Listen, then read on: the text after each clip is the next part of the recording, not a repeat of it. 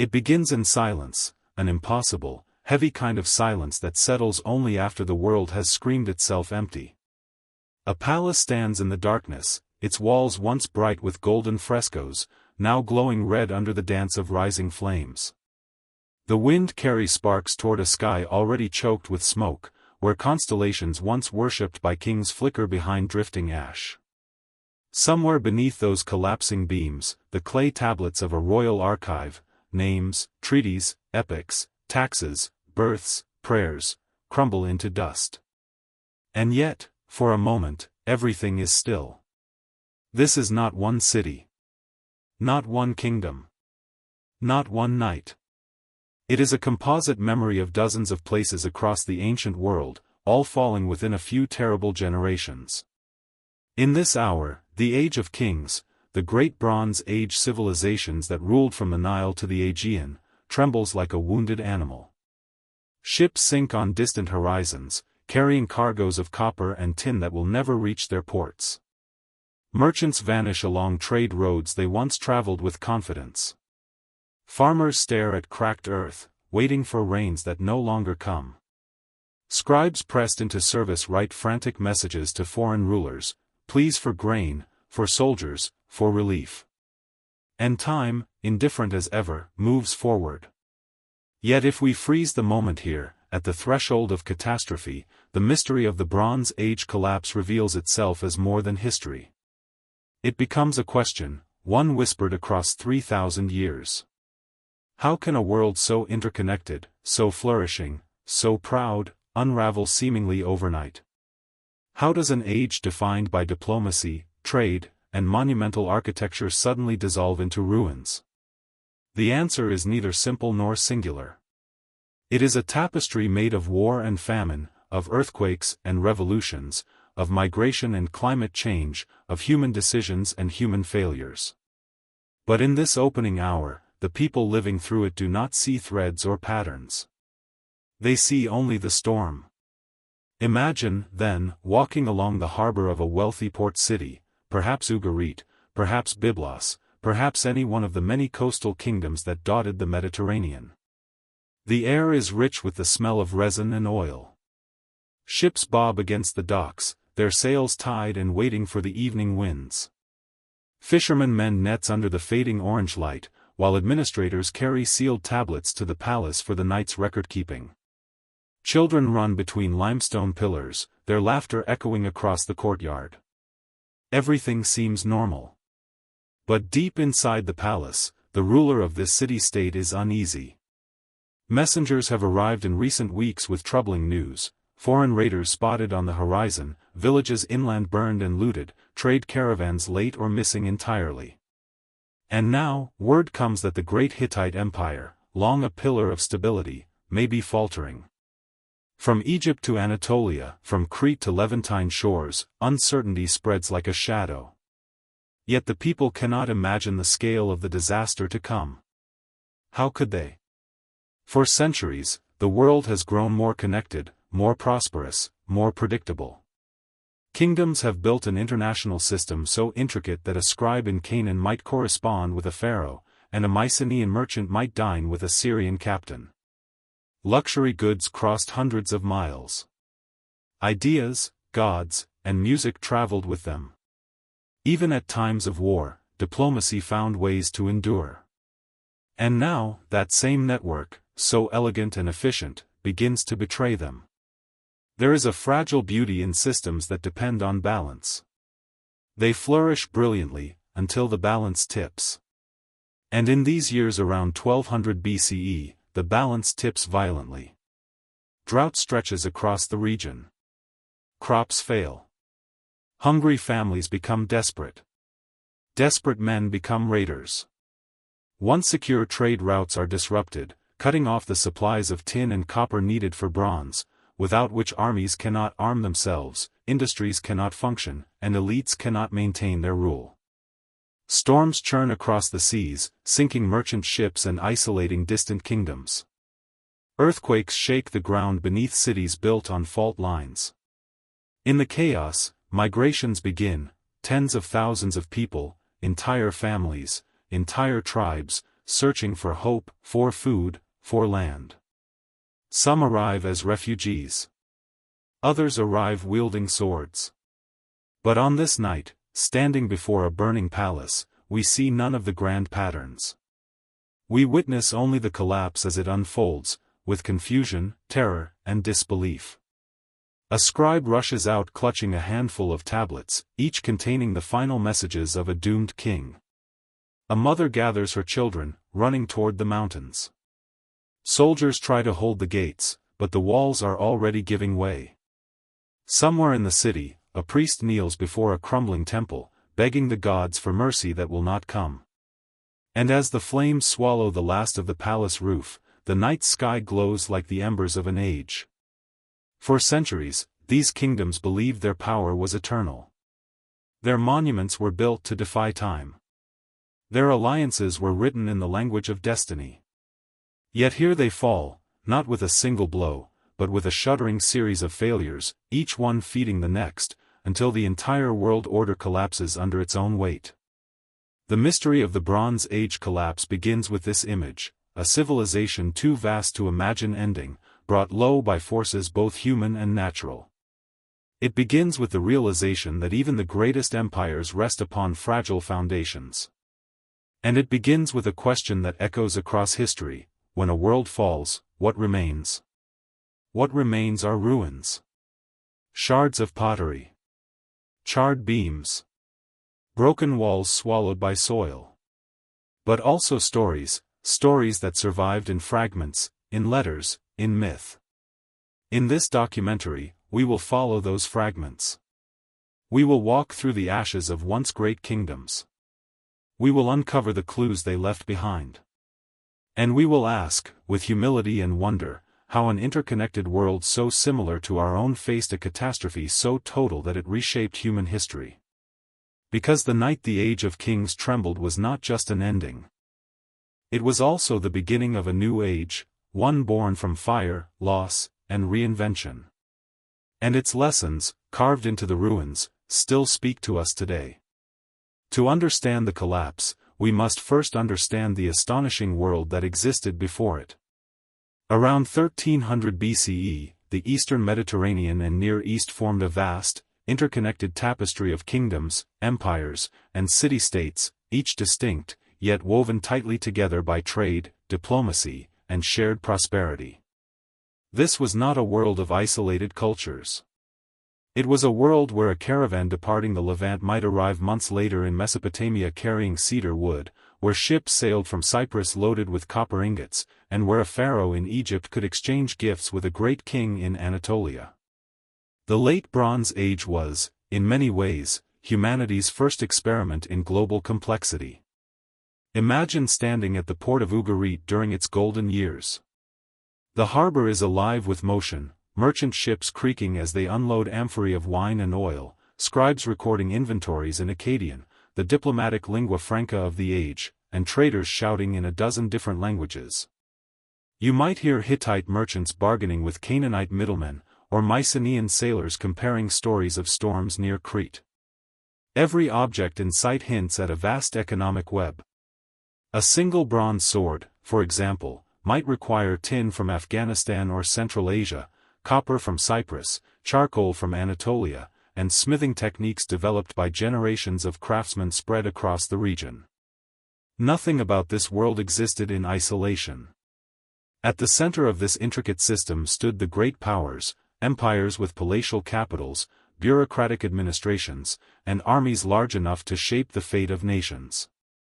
Egypt ruled the Nile Valley, boasting grand temples, colossal statues, and a long tradition of centralized control. The pharaohs of the 19th dynasty commanded wealth that echoed across continents. Their gold-filled treasure chests from Canaan to Nubia. Their diplomats negotiated alliances through carefully worded letters, sometimes sealed with royal marriages. Egypt was not invincible, but it was stable, at least on the surface. To the north, beyond the mountains and forests of Anatolia, the Hittite Empire dominated with a mixture of military intimidation and administrative skill. Their capital, Hattusa, rose among stone fortresses and temple complexes. Clay tablets found in its archives reveal a kingdom deeply involved in international politics. The Hittites exchanged horses, chariots, and finely crafted goods with Egypt, fought over Syria more than once, and forged alliances through treaties that read like legal documents from a sophisticated state. Their kings were stern, strategic, and cautious, aware that their empire depended on controlling volatile frontiers. Farther east stretched Mesopotamia, a region that had already seen centuries of rise and fall. By this period, Assyria was growing in power, though not yet the unstoppable force it would become in centuries to come. Still, its influence spread steadily, reaching into northern trade routes and shaping the balance of power.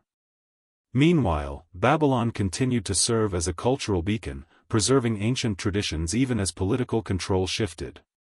Here, scholars copied texts, priests maintained rituals older than some kingdoms, and traders moved goods along the Euphrates. Across the sea, the Mycenaean Greeks carved their own presence into history. They were warrior kings, ruling from fortified hilltop palaces like Mycenae, Pylos, and Thebes. Their society was hierarchical, efficient, and surprisingly literate, with scribes documenting everything from grain deliveries to religious offerings. They built ships capable of crossing the Aegean swiftly, and their pottery reached shores far from home. Though later remembered through the lens of myth, Agamemnon, Achilles, and the Trojan War, the real Mycenaeans were formidable players in the interconnected Late Bronze Age network. Between these giants lay a patchwork of smaller kingdoms and city-states, Cyprus with its mines, Phoenician ports with their maritime expertise, Canaanite cities that served as crossroads of culture and commerce. They were not empires, but their strategic locations allowed them to punch far above their weight. A city like Ugarit, for instance, might host ambassadors, scribes, merchants, and soldiers all at once. Its kings maintained correspondence with Egypt, the Hittites, and Cyprus, managing alliances with care. These smaller states thrived by participating in the grand system. Their wealth depended on it. Their survival depended on it. Diplomacy among these kingdoms was not a casual affair. It was formalized, ritualized, almost sacred. Rulers addressed one another as brother, emphasizing equality among the great powers. Gifts exchanged between courts were extravagant: caravans of gold, exotic animals, ornate chariots, and brides from royal bloodlines. Letters preserved in archives like Amarna give us a window into this world of protocol and politeness. Kings complained about delayed shipments of goods or unpaid dowries with an almost familiar tone, revealing a world where political tension often simmered beneath courteous wording. And yet, beneath this surface of prosperity and politeness, the system was fragile. Its very interconnectedness, which allowed wealth to flow across borders, also created dependencies. A drought in one region could ripple outward, causing shortages hundreds of miles away. A war between two powers could disrupt the flow of metals, crippling the economies of distant kingdoms. A rebellion in one small state could force an empire to overextend its military. Everything was connected. Everything was balanced on a thin edge. Still, during 1300 BCE, no one could have predicted the catastrophic collapse that lay ahead. To those living in this golden age, the world seemed stable, strong, and eternal. The palaces were rich, the trade routes bustling. The great kings believed they had mastered the art of ruling vast territories. Diplomacy appeared to smooth over tensions. And while storms occasionally shook the system, it always returned to equilibrium, until it didn't. Picture a merchant traveling from Egypt to the Hittite lands. Along the way, he passes fortified cities, lush farmland, caravans carrying spices, and ships loaded with metals. Everywhere he goes, he sees signs of a thriving world: temples adorned with gold, marketplaces full of color, scribes writing on clay with trained precision. This is the height of the Late Bronze Age, the moment before the fall. In hindsight, we understand that the system's interconnectedness was both its greatest strength and its greatest vulnerability. One disruption could cascade into another. One empire's weakness could influence half a dozen others. But those living in the age could not see the full picture. They saw only the brilliance of their own achievements, the wealth their world produced, and the belief that tomorrow would resemble yesterday. This was the world poised on the edge of collapse, a world interwoven by trade, diplomacy, and ambition. A world so tightly bound that when one part began to unravel, the entire tapestry would soon follow. Before the collapse, the world of the Late Bronze Age was powered by an elegant, carefully engineered system built upon materials drawn from landscapes far beyond any king's reach. At its core was bronze, an alloy so vital that entire economies, armies, and social hierarchies depended on it. Bronze was more than a metal. It was a promise of strength, a tool of order, a symbol of power. And to make it, two ingredients were needed: copper and tin. Copper was abundant in certain regions, but tin was rare, often found in distant mountains or river valleys separated by thousands of miles. To keep kingdoms functioning, both had to be brought together. This necessity created arteries of trade, tin roads, copper fleets, and merchant networks that stretched like lifelines across the ancient world. Imagine a caravan slowly advancing along a high mountain pass somewhere in Central Asia or Afghanistan. Pack animals strain under the weight of tin ingots. Traders watch the horizon for bandits, storms, or rival caravans. Each step they take moves the fate of empires. Without these traders, without their dangerous journeys, palace workshops in the Near East would fall silent. Kings would lack weapons, farmers would lose their tools, and armies would find themselves weakened in an era defined by chariots and bronze blades. Few people alive in the grand palaces of Egypt or the fortified citadels of Mycenae ever saw these remote tin sources, yet their entire world relied on them. Far to the west, in Cyprus, copper mines ran like scars along the landscape. Workers descended into deep shafts, swinging bronze picks in sweltering darkness. The copper extracted there was loaded onto ships and sent across the Mediterranean in heavy, rectangular ingots shaped like ox hides. Many of these have been found by archaeologists in shipwrecks, silent witnesses to a thriving maritime economy. A single ship could carry tons of metal, enough to forge weapons for hundreds of soldiers. Copper from Cyprus, tin from Asia or Anatolia, only when they met in the workshops of skilled smiths did they become bronze, the lifeblood of kingdoms. But bronze was only one part of the engine that kept empires running. Timber, too, held remarkable importance. Great ships, palace roofs, chariot frames, and military fortifications all required lumber of specific sizes and strengths. Cedar from Lebanon, pine from Anatolia, oak from Greece, these woods moved between regions with the same urgency as metals. A kingdom without wood could not build ships, a kingdom without ships could not trade, and a kingdom without trade could not survive. Timber was the skeleton of civilization, as essential as bronze but far more perishable, leaving only faint traces for archaeologists to find. And then there were the craft specialists, the unsung architects of Bronze Age greatness. Blacksmiths, carpenters, shipwrights, armorers, jewelers, and chariot makers formed the skilled classes who turned raw materials into the instruments of empire. Within palace workshops, artisans labored under strict supervision, their tasks recorded on clay tablets. The precision required was immense. A chariot wheel must be balanced perfectly.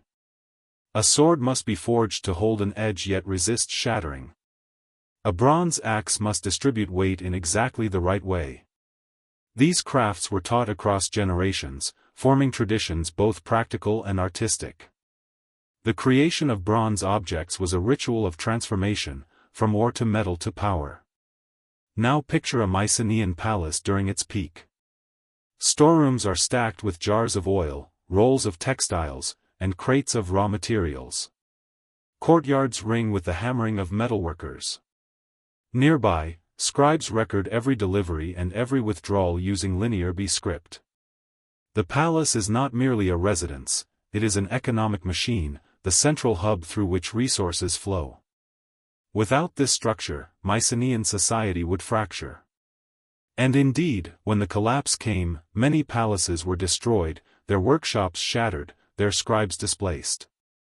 But in these earlier centuries, everything ran with clockwork precision. Across the sea in Egypt, the system worked differently but with equal complexity. Pharaohs demanded tribute from territories under their influence: copper from Canaan, timber from Lebanon, gold from Nubia. Diplomacy functioned as a form of economic management. Egypt supplied grain, luxury goods, and manufactured items, others supplied raw materials. A letter from a vassal king begging Egypt for timber or metal reflects the delicate balance of dependence. To maintain temples and arm troops, materials had to flow smoothly. The moment they didn't, instability crept in.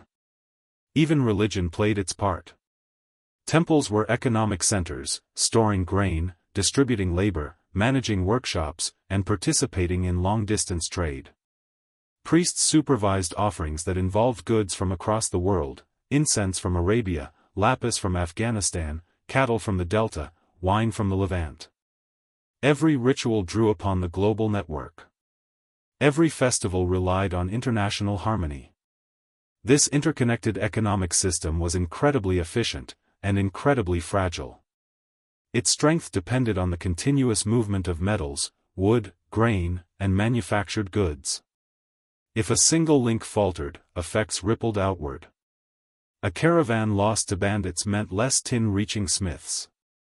A ship sunk in a storm meant fewer weapons for soldiers. A failed harvest meant fewer laborers for mining. The system relied on abundance, predictability, and cooperation. But those conditions would not last forever.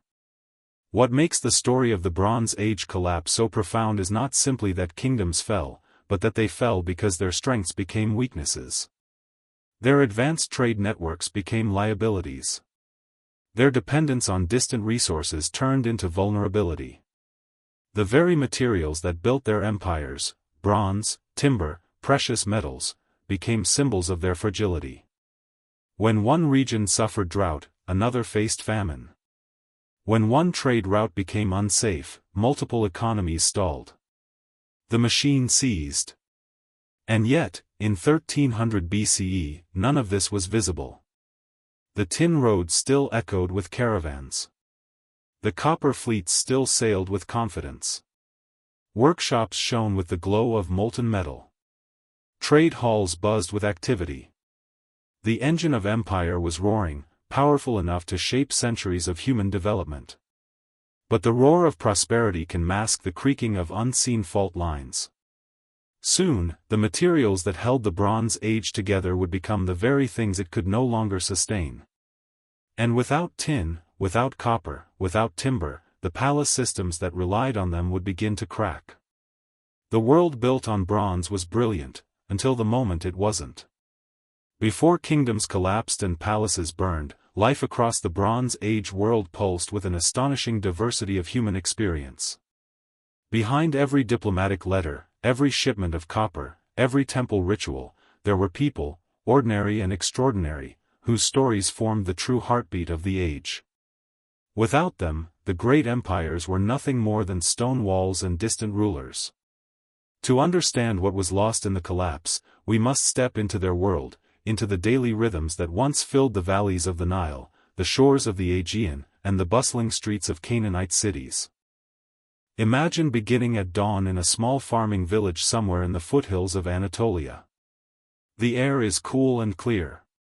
A farmer wakes before the first light touches the fields, stepping out into the soft glow of morning. The land around him is divided into neat terraces carved generations ago by his ancestors. He works a plot of barley and emmer wheat, relying on rain and careful irrigation. His tools, bronze sickles, plows tipped with metal, and woven baskets, are simple but effective. His life is one of routine: planting, tending, harvesting, storing. Years blend together in cycles of hope and anxiety, for a single poor season can mean hunger for his entire household. His wife grinds grain on a stone quern, preparing dough while watching children chase each other through the courtyard. The scent of baking bread floats through the air. Occasionally, they hear distant news, a caravan passing nearby, rumors of disputes between kings, a traveling merchant with exotic goods. But those stories feel remote. His concerns are close: the weather, the soil, the health of his livestock. The vast interconnected world of the Bronze Age may depend on farmers like him, but he depends only on the earth beneath his feet. Now shift your gaze to the sea. In a bustling port city such as Byblos or Ugarit, a sailor wakes to the creaking of wooden beams and waves slapping against the hull of his ship. He prepares for a journey that might last weeks or months, loading amphorae filled with oil, wine, or resin onto the vessel. The ship's design is familiar to him: broad, sturdy, built to carry heavy cargo. He knows the sea intimately, its moods, its dangers, its gifts. Storms can rise without warning, pirates lurk along certain coasts, and reefs lie hidden beneath deceptively calm water. Yet he sails anyway, for trade is the lifeblood of his city, and men like him are its veins. On the water, he feels something the farmer never does: a sense of vastness, of being part of a world that stretches far beyond any single kingdom. His ship may visit Cyprus for copper, Crete for textiles, Egypt for grain, or the Aegean for pottery. He learns languages, customs, and the unspoken code of merchants across the sea. His stories, carried from port to port, become the oral threads connecting distant cultures. When he returns home, he brings more than goods, he brings news, knowledge, and change. Elsewhere, in a palace complex lined with stone corridors and decorated halls, a scribe sits cross-legged before a fresh clay tablet. The smell of damp earth fills the room. He dips his stylus and begins pressing wedge-shaped signs with practiced precision. Each mark holds weight: an inventory of grain, a letter from a vassal king, a record of a marriage alliance, a contract for timber shipments. He is trained from childhood, selected for his intelligence and disciplined mind. Literacy is rare, reserved for elite circles, and he knows his position is secure as long as the palace thrives. But the life of a scribe is more than writing. He is the memory of the kingdom, the keeper of laws, rituals, and histories. Nothing official exists until he inscribes it. When he records a plea for aid, he feels the tension underneath the words. When he writes of shortages or failed harvests, he senses cracks forming in the system. Yet he cannot change the world, he can only document it. Each tablet he completes becomes a fragment of a story he will never fully understand, preserved or lost depending on the fate of the palace walls around him. Higher still in the social hierarchy stands the queen, a figure often overlooked by history but central to the life of the Bronze Age courts. She moves through halls adorned with frescoes, her garments dyed with expensive pigments and embroidered with gold thread. She oversees temple festivals, advises her husband or son, manages palace households, and negotiates marriages that strengthen political alliances. Her letters, discovered in archives like Amarna, reveal intelligence, influence, and a keen understanding of international politics. She reads reports from border officials, listens to envoys from foreign lands, and supervises the education of princes. When diplomacy falters, she may write directly to rulers of other nations, sometimes pleading, sometimes demanding, always aware of the delicate balance her kingdom must maintain. Yet despite her power, she is also vulnerable to the shifting tides of politics, to succession crises, to famine, and to war. Her world is one of privilege and pressure, bound tightly to the destiny of the state. All these people, the farmer, the sailor, the scribe, the queen, live separate lives, yet their fates are intertwined. The farmer's grain feeds the palace. The sailor's voyages bring the copper the smith needs. The scribe ensures the system runs smoothly. The queen aligns the kingdom with great powers across the sea. Together they form a living network, as essential and fragile as the trade routes that bind empires. And when the collapse begins, it will not strike first at kings but at them. The farmer will see his fields dry. The sailor will find hostile shores where friendly ports once welcomed him. The scribe will record the last desperate cries of failing rulers. The queen will watch her court unravel as alliances turn to ashes. Their stories are the human cost of the Bronze Age collapse, the real measure of what the world lost. But for now, in 1300 BCE, their world still flourishes. Their lives still pulse with routine, purpose, and hope. They cannot imagine the catastrophe approaching. They cannot see the forces gathering beyond the horizon. They live, love, work, and worship, unaware that they are the final generation of an age soon to vanish. Long before cities burned and kingdoms crumbled, the first signs of instability appeared quietly, subtle enough that most people ignored them, yet powerful enough to signal the beginning of a world-changing storm. From the mountains of Anatolia to the deltas of Egypt, faint tremors in the political and environmental landscape suggested that something was shifting. These early disturbances did not yet resemble collapse. They were whispers, not screams, warnings only clear in hindsight. But to those who lived through them, they felt like scattered, isolated misfortunes rather than symptoms of a wider unraveling. Imagine a year when rains fail across several regions. Farmers in Canaan look up at empty skies, their eyes searching for clouds that stubbornly refuse to gather. Wells run lower than usual. Barley stalks emerge thin and weak. Shepherds must lead their flocks farther than ever in search of grazing land. To the farmer, it feels like a bad season, nothing more. He has seen hardship before, and the land has always recovered. But this time, the drought stretches longer. Its effects spread outward. Grain prices rise sharply. Merchants begin rationing. Palace officials take note. And somewhere, a scribe writes the first line of what will become a long series of complaints about dwindling harvests. Meanwhile, hundreds of miles away, a minor earthquake shakes a coastal city. Walls crack. A few roofs collapse. People gather in the marketplace, frightened but resilient. Earthquakes are not unusual in this region, the ground has always groaned beneath them. But these tremors become more frequent, more intense. Entire neighborhoods must be rebuilt. Temples show signs of structural stress. In cities like Mycenae and Troy, fortifications are repaired again and again, each time at growing cost. No one suspects that these seismic events will later combine with famine and conflict to push their societies toward the breaking point. Along trade routes that once thrived with traffic, caravans now face new dangers. Bandits grow bolder, attacking travelers with increasing frequency. In the past, such raids were rare and quickly punished by local forces.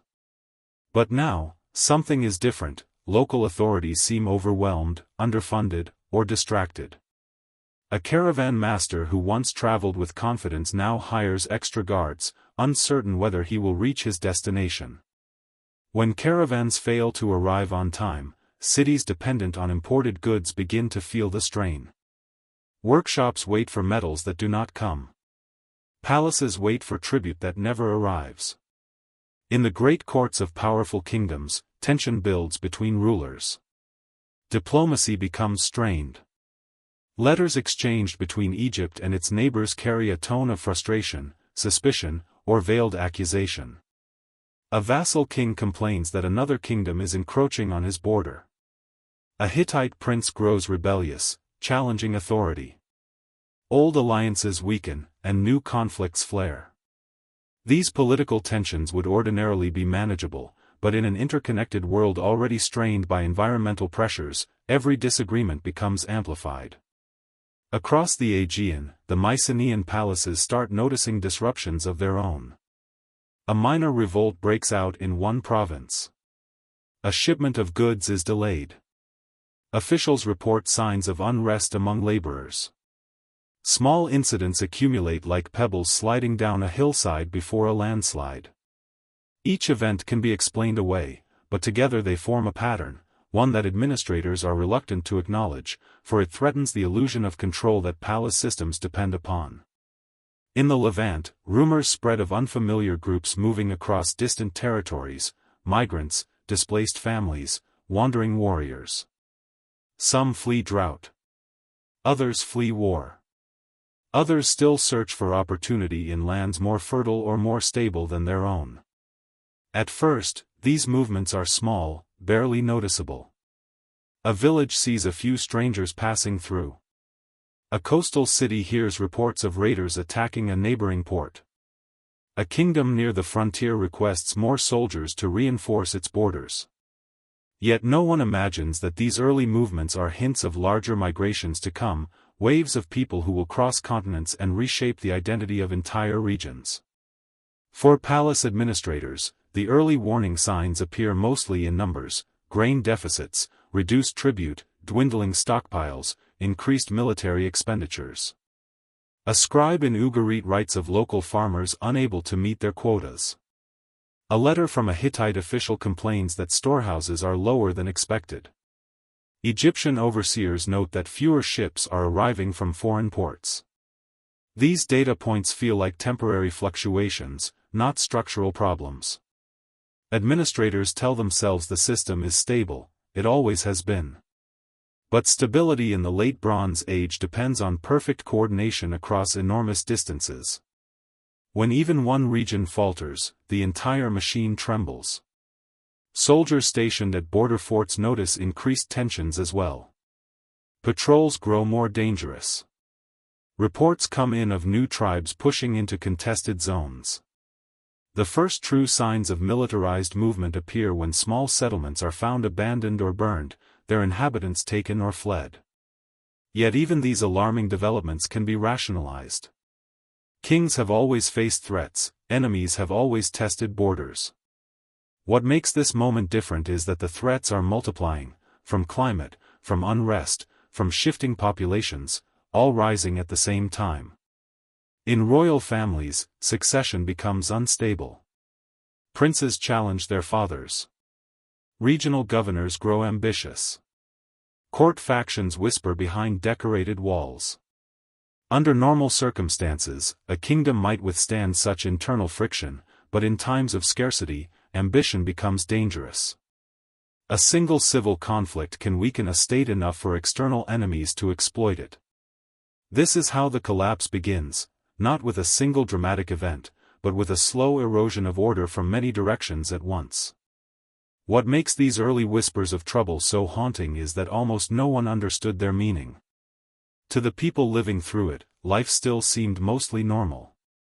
Fields still produced food, though less than before. Trade still flowed, though more slowly. Kingdoms still stood, though with growing unease.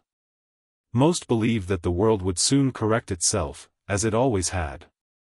They did not realize that nature, politics, and human migration were converging into a perfect storm, one that would soon sweep away the great powers of their age. These early signs, scattered and subtle, were the first cracks in a vast, interconnected structure. Had any kingdom recognized the full pattern, perhaps they might have acted differently. But no one had the vantage point to see the storm forming across continents. And so the world continued, unaware that the whispers of trouble would soon turn into the thunder of collapse. For centuries, Egypt had stood as one of the most resilient powers of the ancient world, a kingdom of stone monuments, fertile fields, and divine rulers whose authority seemed unshakable. Its geography protected it: deserts on both sides, the Mediterranean to the north, and cataracts in the south. Its identity was shaped by the Nile, a river that rose and fell with seasonal regularity, feeding millions and sustaining vast temple economies. Yet even this ancient powerhouse began to feel the tremors of the coming collapse. Egypt would not fall entirely, but in these turbulent centuries, its boundaries, its stability, and even its very sense of order began to unravel. The trouble did not start with invading armies or collapsing cities. It began with the river. For generations, Egyptian prosperity depended on the annual flooding of the Nile. A good flood brought abundant crops, a poor flood meant hardship. In the decades leading up to the Bronze Age collapse, records indicate that the Nile's rhythm grew unpredictable. Some years, the water rose too low, leaving fields cracked and yields dangerously small. Other years, it surged too high, drowning crops that farmers had painstakingly planted. These fluctuations might seem minor from afar, but in a society so dependent on predictable cycles, they created mounting pressure on both ordinary families and the state. As grain supplies fluctuated, Egyptian administrators faced difficult decisions. They drew more heavily on reserves stored in royal granaries. They demanded greater tribute from vassal states in Canaan and Syria, straining relationships. They reallocated resources from temple estates and, in some cases, reduced rations for laborers. Hunger did not become widespread famine, not yet, but anxiety grew. The Nile was the lifeline of the kingdom, its uncertainty felt like a divine warning. Meanwhile, Egypt's external challenges intensified. During the reigns of powerful pharaohs like Seti I and Ramesses II, the empire had extended its influence far beyond the Nile Valley. Egyptian armies marched deep into the Levant, battling Hittite forces in massive campaigns like the famed Battle of Kadesh. Though these conflicts often ended in diplomacy rather than outright victory, they were costly. Maintaining supply lines across the Sinai, garrisoning distant cities, and supporting client kings drained resources year after year. By 1250 BCE, Egypt was engaged in a long, expensive balancing act, one that relied on steady resources and political cohesion at home. But cohesion was slipping. At court, succession struggles weakened the stability of the royal line. Ramesses II reigned for an unusually long time, and while this offered decades of continuity, it also meant that the transition after his death caused significant disruption. His successors inherited a kingdom stretched thin, with aging infrastructure and rising demands. Internal factions, priests, nobles, military commanders, competed for power. The lavish building projects of earlier reigns had enriched the temples, giving the priesthood tremendous authority and wealth. In some regions, priests wielded more influence than royal officials, complicating governance. As Egyptian strength wavered, borderlands grew restless. Vassal states that once relied on Egyptian protection began to doubt whether that protection would endure. Letters from Canaanite rulers revealed desperation, appeals for grain, pleas for military support, warnings of local uprisings, and reports of raiders attacking towns. Egypt responded when it could, sending troops or supplies, but delays became common. A message might take months to reach the pharaoh. By the time soldiers arrived, it was often too late. Every unprotected city weakened Egypt's prestige, encouraging rebels or rivals to test its limits. The rise of migrant groups, some displaced by drought, others seeking new land, added to Egypt's worries. From the west, Libyan tribes pushed toward the Nile Delta. These groups were not traditional enemies, they were pastoral people seeking better opportunities. But as their numbers increased, tensions grew.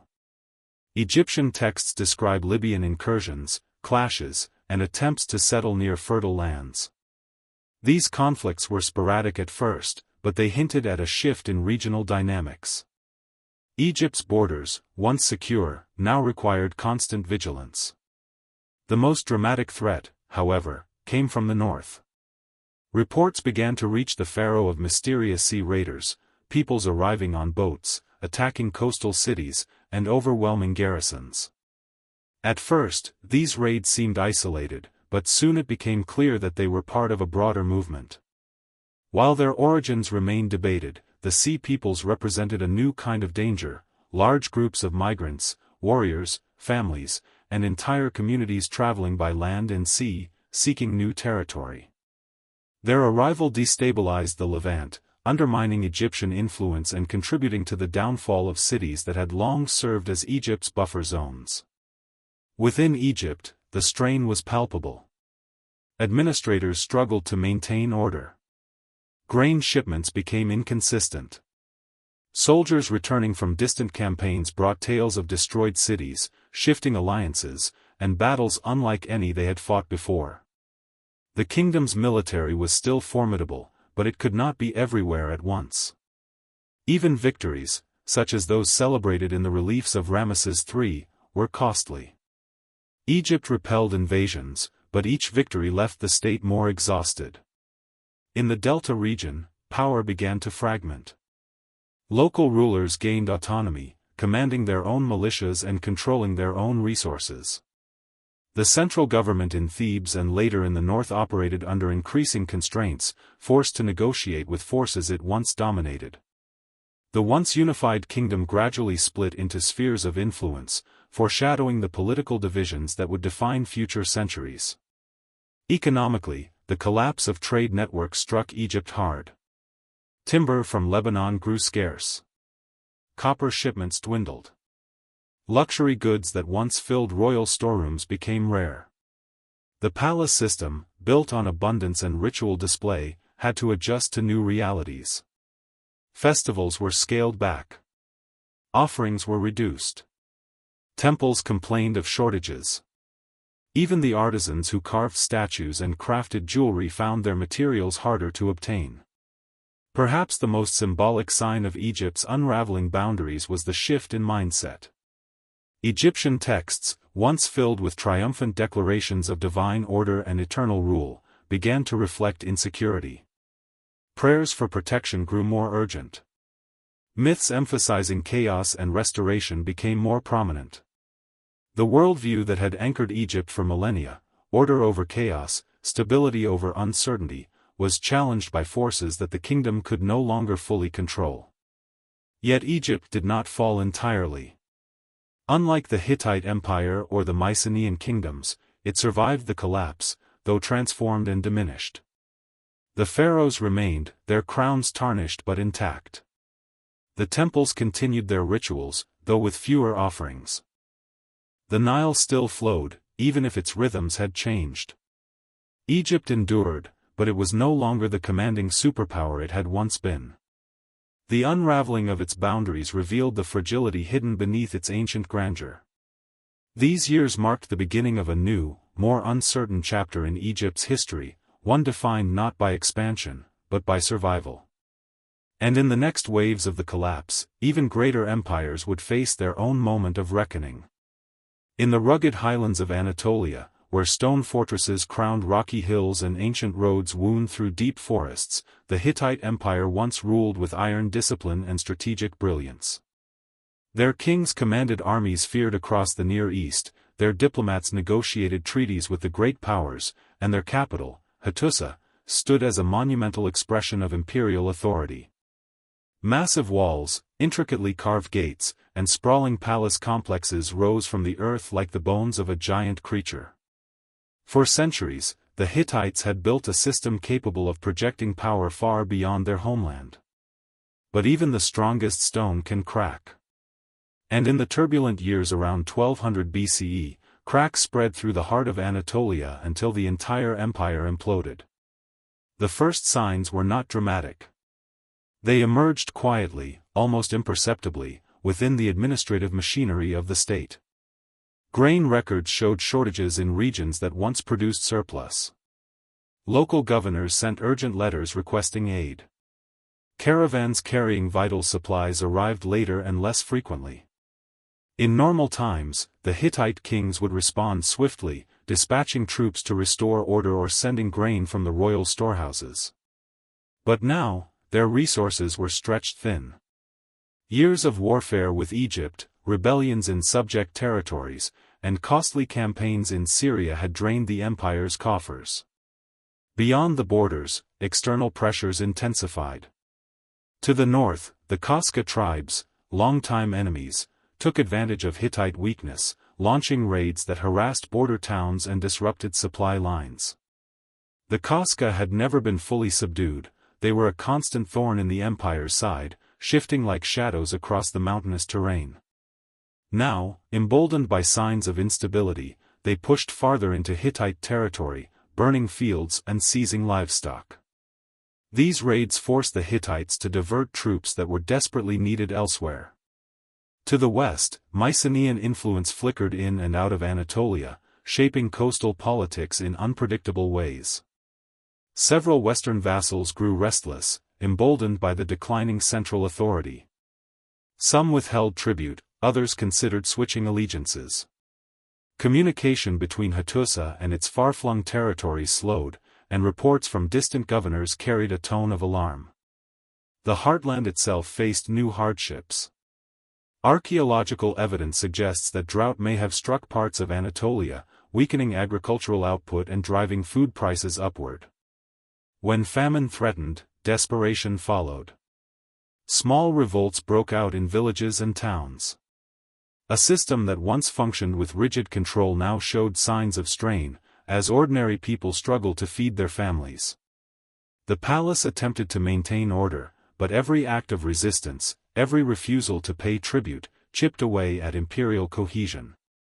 Inside Hattusa, tensions rose.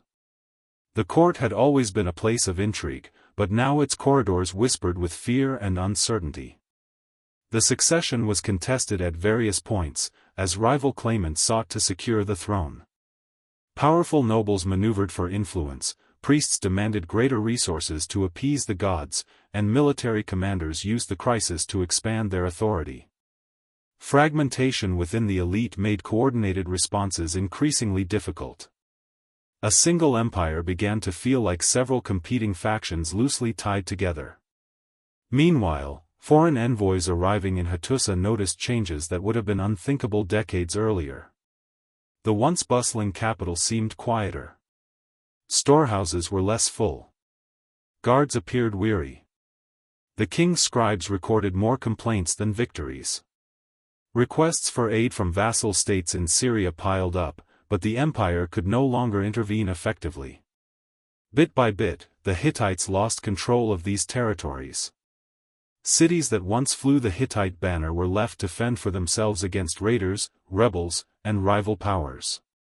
Then came the breaking point, the chain of events that transformed slow decline into sudden implosion. Sometime around 1200 BCE, disaster struck Hattusa. Whether it began as an invasion, an internal revolt, or a combination of both remains unclear, but the result was devastating.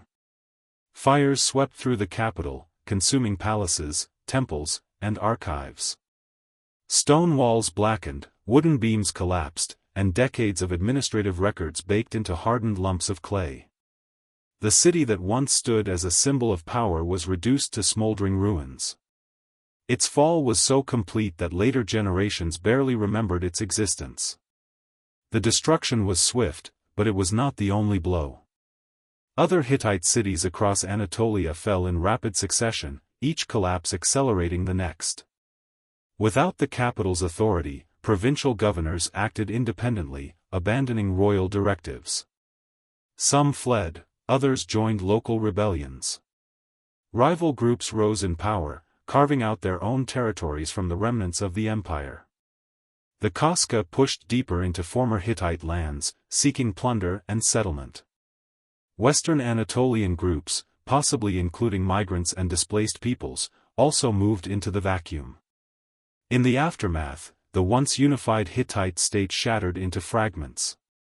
The surviving elites fled southward, forming small Neo-Hittite kingdoms in what is now southeastern Turkey and northern Syria.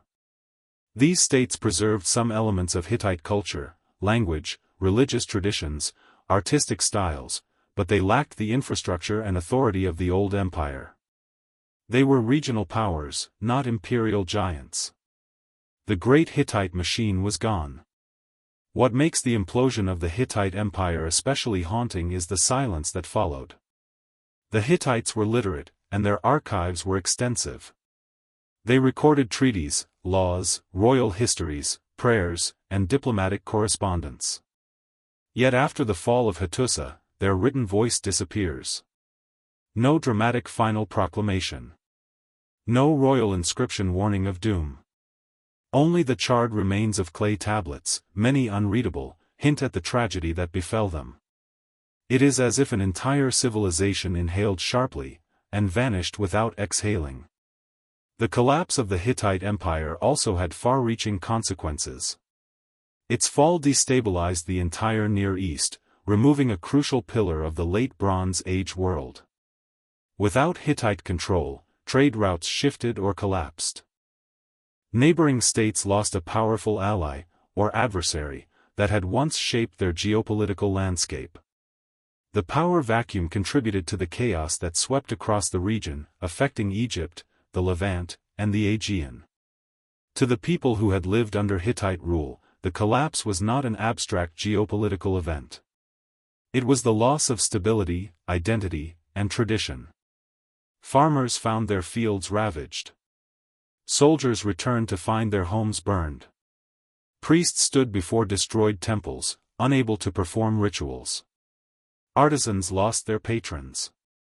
Families fled across mountains and valleys in search of safety. A world they had believed solid and eternal crumbled in a matter of years. And yet, the story of the Hittites is a stark reminder of how even well-organized, militarily powerful, and culturally rich empires can implode when pressured from multiple directions: environmental, political, economic, and social. Fire in the Anatolian heartland was not merely a physical destruction, it was the symbolic breaking of one of the great pillars that supported the Bronze Age world. Soon, the shockwaves from this collapse would reach the kingdoms across the Aegean, where another mighty civilization was approaching its twilight. Across the Aegean Sea, rising above rugged hills and windswept plains, stood the citadels of the Mycenaean Greeks, fortified palace centers that would one day inspire legends of heroes, gods, and epic wars. Mycenae, Pylos, Tiryns, Thebes, Athens, each was ruled by a Wanax, a warrior king whose authority radiated outward through networks of nobles, administrators, and soldiers. Their palaces were hubs of economic power, cultural artistry, and military strength. For centuries, the Mycenaeans thrived as traders, sailors, raiders, and diplomats. But beneath their golden masks and monumental walls lay vulnerabilities that would grow more pronounced as the late Bronze Age began to fracture. What followed was not a single catastrophe, but a slow twilight, an era where the glow of Mycenaean power dimmed one flame at a time. In the early decades of their decline, life within the palaces continued with an illusion of normalcy. Scribes inscribed linear B tablets documenting grain, livestock, textiles, and weaponry. Artisans crafted ornate pottery and bronze tools. Chariot warriors trained in courtyards, their armor gleaming in the sun. Ships sailed in and out of harbors laden with goods from Cyprus, Egypt, and the Levant. To a casual observer, the Mycenaean world appeared strong, perhaps even destined for greatness. Yet the first hints of trouble were already visible to those who knew where to look. One of the earliest cracks emerged in the form of rising internal tensions. Mycenaean society was highly stratified, with the Wanax at the top, followed by a complex hierarchy of officials, religious leaders, warriors, craftsmen, and laborers. Such a rigid system functioned smoothly only when food surpluses and trade incomes remained stable. When harvests faltered or trade slowed, the palace struggled to maintain its obligations. Local elites, sensing weakness, began asserting more autonomy. Rival factions within the palace vied for influence, whispering in corridors lined with frescoes. Power struggles grew more frequent, succession became uncertain, and political cohesion started to unravel. Evidence from ruins suggests that some palaces may have suffered from internal revolts. Archaeologists have found signs of deliberate destruction in certain areas, not caused by foreign invaders, but by fires likely set from within. This hints at deep social unrest. Workers and lower-class laborers, long burdened by palace demands, may have reached breaking points. As economic stability faltered, the system designed to support luxury and elite control grew brittle. A workforce strained by resource shortages could become restless, and with enough pressure, rebellion was inevitable. Meanwhile, external threats intensified. The Mycenaeans were seafaring people closely tied to distant trade routes. But as the broader Mediterranean experienced instability, raids, droughts, declining harvests, their maritime network became increasingly unpredictable. Ships once welcomed into foreign ports now found some harbors destroyed, others hostile. A single lost shipment could disrupt the palace's carefully maintained balance of goods and obligations. When copper and tin shipments declined, bronze production suffered, a critical weakness in a society dependent on this alloy for tools and weapons. To compensate, the Mycenaeans may have turned more aggressively toward raiding. Some scholars suggest that the rise of piracy in the late 13th century BCE reflects desperate attempts by various groups, perhaps including Mycenaean contingents, to secure resources through force. Such actions, while potentially profitable in the short term, invited retaliation and destabilized relations with neighboring regions. The Mycenaeans, once confident players in a global network, now found themselves navigating a more dangerous and unpredictable world. Environmental pressures added another layer of strain. Increasing evidence points to episodes of drought and crop failure across the Aegean. Farmers who once produced ample grain now struggled to feed their families. When food shortages reached the palace, administrators were forced to prioritize resources, often favoring elites over commoners. Such decisions deepened social divides. Villages dependent on palace support may have felt abandoned. Loyalty frayed. A society that once relied on cooperation and shared cultural identity found itself drifting into disunity. As conditions worsened, the Mycenaean political landscape fractured. Palaces that once dominated regional territories began losing control. Some were destroyed suddenly, others slowly abandoned. Mycenae itself, long the symbol of Mycenaean power, suffered multiple phases of destruction and rebuilding. Earthquakes, a frequent threat in the Aegean, struck with devastating effect.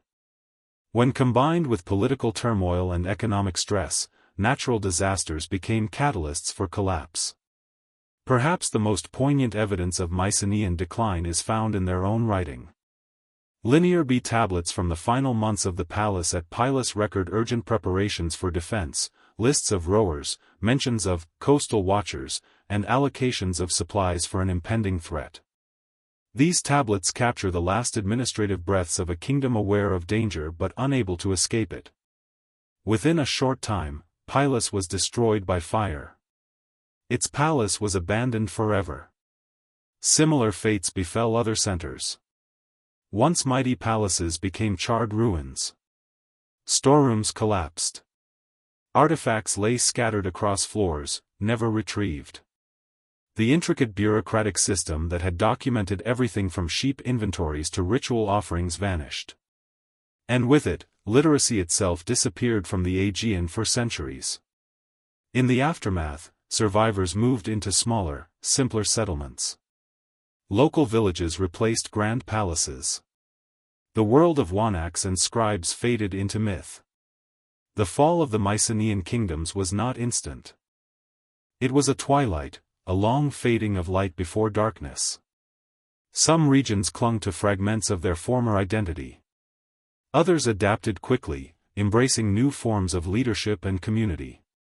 But the cultural unity that once defined the Mycenaean world dissolved.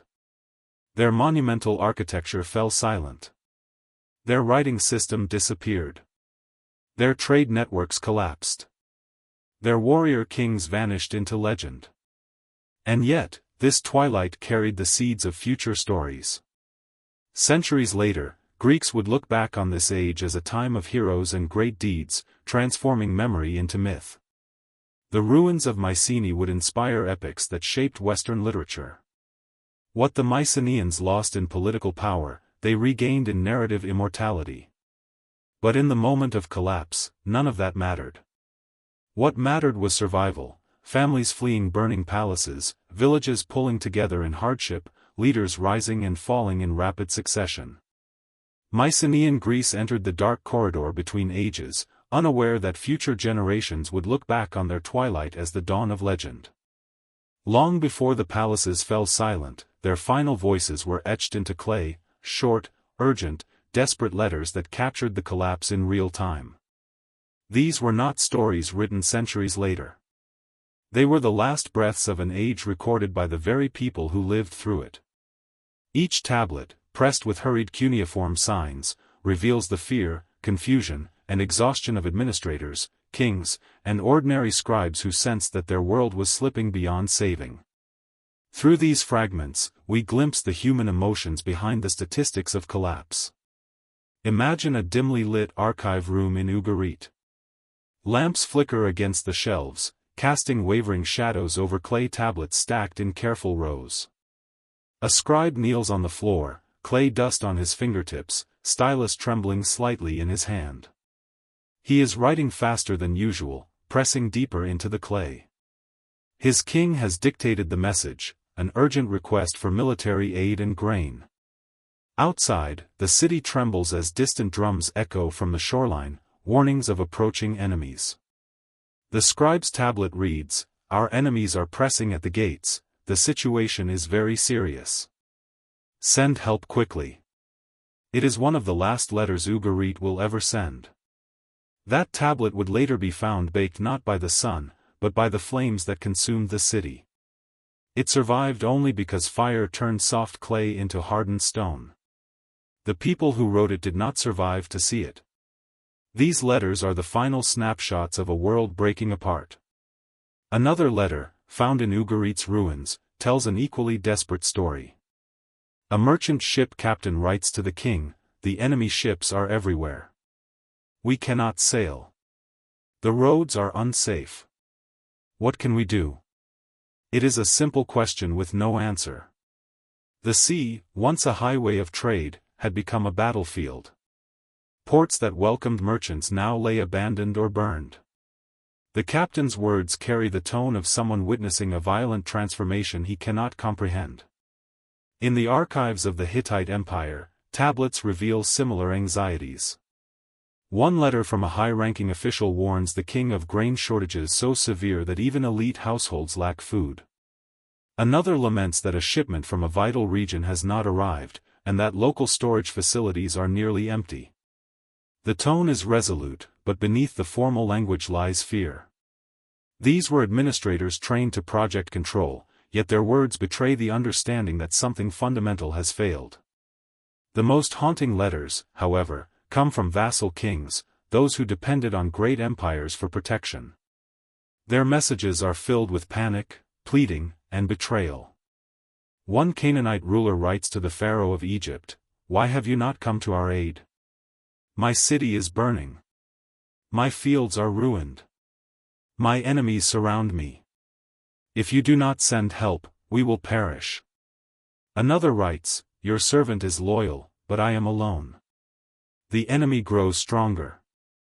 We cannot hold out." These men believed they were part of a system that would protect them. But as the collapse accelerated, the system turned silent. The letters also reveal moments of heartbreaking clarity, moments when scribes and rulers recognized that their world was changing in ways they could not stop. One tablet found in Anatolia laments the loss of communication between regions. No word has come from the west. No messenger has arrived. We do not know what has happened. It is a message written in uncertainty, capturing the moment when long-distance communication, the backbone of Bronze Age diplomacy, broke down. In some cases, the tablets show attempts to maintain normal bureaucratic routines despite chaos. Inventories continue, lists of workers are updated, and temple offerings are recorded. But the tone shifts. Notes about missing laborers appear. Mentions of damaged fields, burned villages, and abandoned estates slip into administrative records. It is as if the scribes are trying to hold on to order while watching disorder seep into their ledgers line by line. One of the final tablets discovered in Ugarit, perhaps the most chilling of all, records a shipment of bronze weapons requested for the city's defense. The message is straightforward but urgent: deliver the equipment to the royal guard immediately. This tablet was found lying on the floor, never sent, never followed. The palace fell before the weapons could be distributed. The message became a tragic artifact of how quickly everything collapsed. What makes these letters so powerful is the contrast between their formality and their content. They follow established formulas, titles, greetings, respectful phrases, but they describe a world falling apart. The scribes cling to protocol because it is the only stability left. Even as their cities burn, they write with the same structured phrases their predecessors used in times of prosperity. But the words between the lines tell a different story: fear, confusion, abandonment. Some tablets even express disbelief.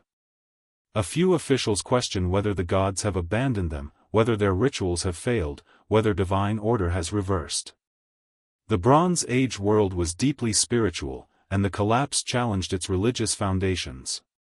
When temples burned and sacrifices went unanswered, people were left not only without worldly protection but also without spiritual certainty. And then, suddenly, the letters stop. Not gradually. Not after a slow decline in quantity. They simply end. An entire diplomatic and administrative tradition, centuries old, goes silent. No more pleas, no more warnings, no more reports. The archives freeze in time, as if someone closed a book mid-sentence and never reopened it. These final clay tablets are not just historical records. They are human voices reaching to us across millennia, voices speaking from the edge of collapse, offering glimpses into fear, duty, and desperation. They remind us that civilizations do not fall abstractly, they fall through the experiences of people who lived through the final days, doing their best to preserve a world that was already slipping beyond their grasp. Soon, the forces hinted at in these letters, environmental upheavals, invasions, famine, social unrest, would erupt with full force, pushing the entire Bronze Age world over the brink. Long before armies marched and kingdoms fell, the natural world had already begun to shift in unsettling ways. The Bronze Age societies depended on predictable patterns, seasons, rivers, rains, winds, and harvests, and when those patterns broke, everything built upon them trembled. Across the eastern Mediterranean and Near East, environmental instability became a silent but devastating force, gradually eroding the foundations of cities that once believed themselves eternal. These changes did not announce themselves with dramatic clarity at first, they crept in slowly, like shadows stretching across the land, until they became impossible to ignore. Imagine standing in a once fertile valley in the Levant. The soil that had fed generations now cracks beneath the sun. Rain clouds drift overhead less often each year, leaving farmers staring anxiously at parched fields. The annual drought that villagers once endured now extends dangerously long. Where wheat once grew in abundance, only stunted stalks remain. People begin rationing grain. Families slaughter animals they cannot afford to feed. A farmer kneels in the dust, running dry soil through his fingers, understanding that the land is failing but unable to grasp the scale of the catastrophe forming around him. This wasn't an isolated event. Evidence suggests that a prolonged drought struck multiple regions around the eastern Mediterranean during the late 13th and early 12th centuries BCE. Pollen samples taken from ancient lake beds show a decline in vegetation. Tree rings reveal years of limited growth. Inscriptions and letters complain of failing harvests and requests for grain. As water and food became scarce, tension rose everywhere, from the smallest village to the grandest palace. But drought was only one element of a wider environmental crisis. Earthquakes also shook the region with shocking frequency. The Aegean and Anatolia lie on powerful fault lines, and during the years leading into the collapse, many major Mycenaean sites show signs of seismic destruction. Walls buckled outward, floors split, and buildings collapsed as if swatted down by an invisible giant. The earthquake struck in waves over decades, each one adding to the growing strain. A palace like Mycenae or Tiryns could rebuild once, maybe twice, but with every reconstruction came economic burden, loss of life, and weakening political authority. Eventually, repeated destruction strained the limits of what any administration could handle. To the people of the time, earthquakes must have felt like divine anger, sudden and terrifying. A family in a coastal village might wake in the night to the ground heaving upward, walls collapsing, roofs caving in. Priests would offer sacrifices, pleading for mercy. But sacrifices could not stop tectonic plates. Even cities spared from total destruction felt the aftershocks in their political and economic systems. When palaces and storehouses fell, so did the bureaucratic networks that sustained life. Volcanic activity may also have played a role. While the famous eruption of Thera occurred centuries earlier, other volcanic disturbances could have disrupted climate patterns or darkened skies temporarily. Imagine a summer when the sun appears dimmer than usual, its light filtered through a haze of distant ash. People look upward, confused and uneasy, unable to understand that a faraway volcano has altered the atmosphere. Cooler temperatures and unpredictable weather patterns follow, further stressing agriculture. Across the Mediterranean, shifting winds and storm patterns affected maritime routes. Sailors accustomed to reliable seasonal winds found themselves struggling against unpredictable seas. Merchants who once traveled confidently across open water now faced storms more frequent and severe than before. A single lost ship was already a major economic blow. When multiple ships disappeared in a single season, the effect rippled through an entire kingdom. Palaces waiting for copper, tin, oils, or timber found their storerooms emptying with no replenishment in sight. Environmental stress also influenced animal migration. Herds changed their grazing patterns, moving into new regions or dying off in places where water dried up. Pastoral groups, reliant on livestock for survival, were forced to travel farther. As they moved, they encountered other communities already struggling, and clashes became more common. Some of these migrations would eventually merge with the movements later labeled as the Sea Peoples. Environmental pressure did not just break fields, it pushed entire populations into motion. Rivers that once sustained towns began to decline. Springs weakened. Wells dried. Small communities abandoned their homes in search of more fertile ground. In certain regions, fertile land turned to dust, while marshlands expanded elsewhere due to changing rainfall patterns. Entire landscapes were reshaped within a generation, leaving older generations bewildered by the speed of change. Meanwhile, palaces tried to respond. They ordered increased irrigation, redirected labor to shore up failing farms, and demanded more tribute from surrounding regions. But these strategies only increased tensions. When a kingdom already facing shortages demanded more grain from its vassals, resentment grew. Farmers under pressure were more likely to resist or flee. The burden of survival grew heavier for the very people the palace depended on. In many ways, environmental upheavals acted like a magnifying glass. They amplified every weakness in the Bronze Age system: over-reliance on long-distance trade, dependence on single crops, fragile political alliances, and strict social hierarchies. A drought that once would have been manageable became catastrophic when combined with earthquakes, shifting climate patterns, and population movements. These pressures did not cause the collapse alone, but they created the conditions in which collapse became almost unavoidable. The people living through these changes had no scientific understanding of climate cycles or tectonic activity. They interpreted these disasters through the lens of divine will, curses, omens, and cosmic imbalance. Priests increased rituals. Kings consulted oracles. Communities performed ceremonies asking the gods for rain, safety, or stability. But as the sky remained dry, and the ground continued to shake, faith itself became strained. When temples fell in earthquakes, some may have wondered whether their gods had abandoned them. The environmental crisis did not strike all regions equally at the same time. Some cities suffered earlier, others later. Some adapted better, others collapsed quickly.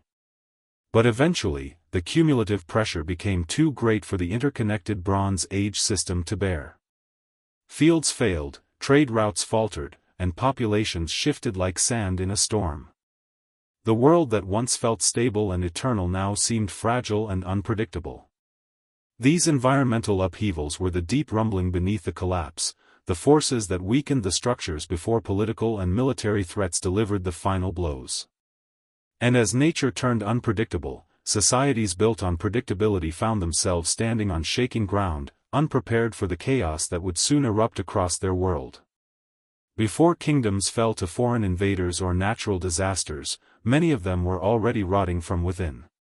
Behind the palace walls, beneath the gleaming frescoes and storerooms once overflowing with goods, a different crisis grew, one rooted in hunger, inequality, and the simmering rage of those who felt abandoned by the elites meant to protect them.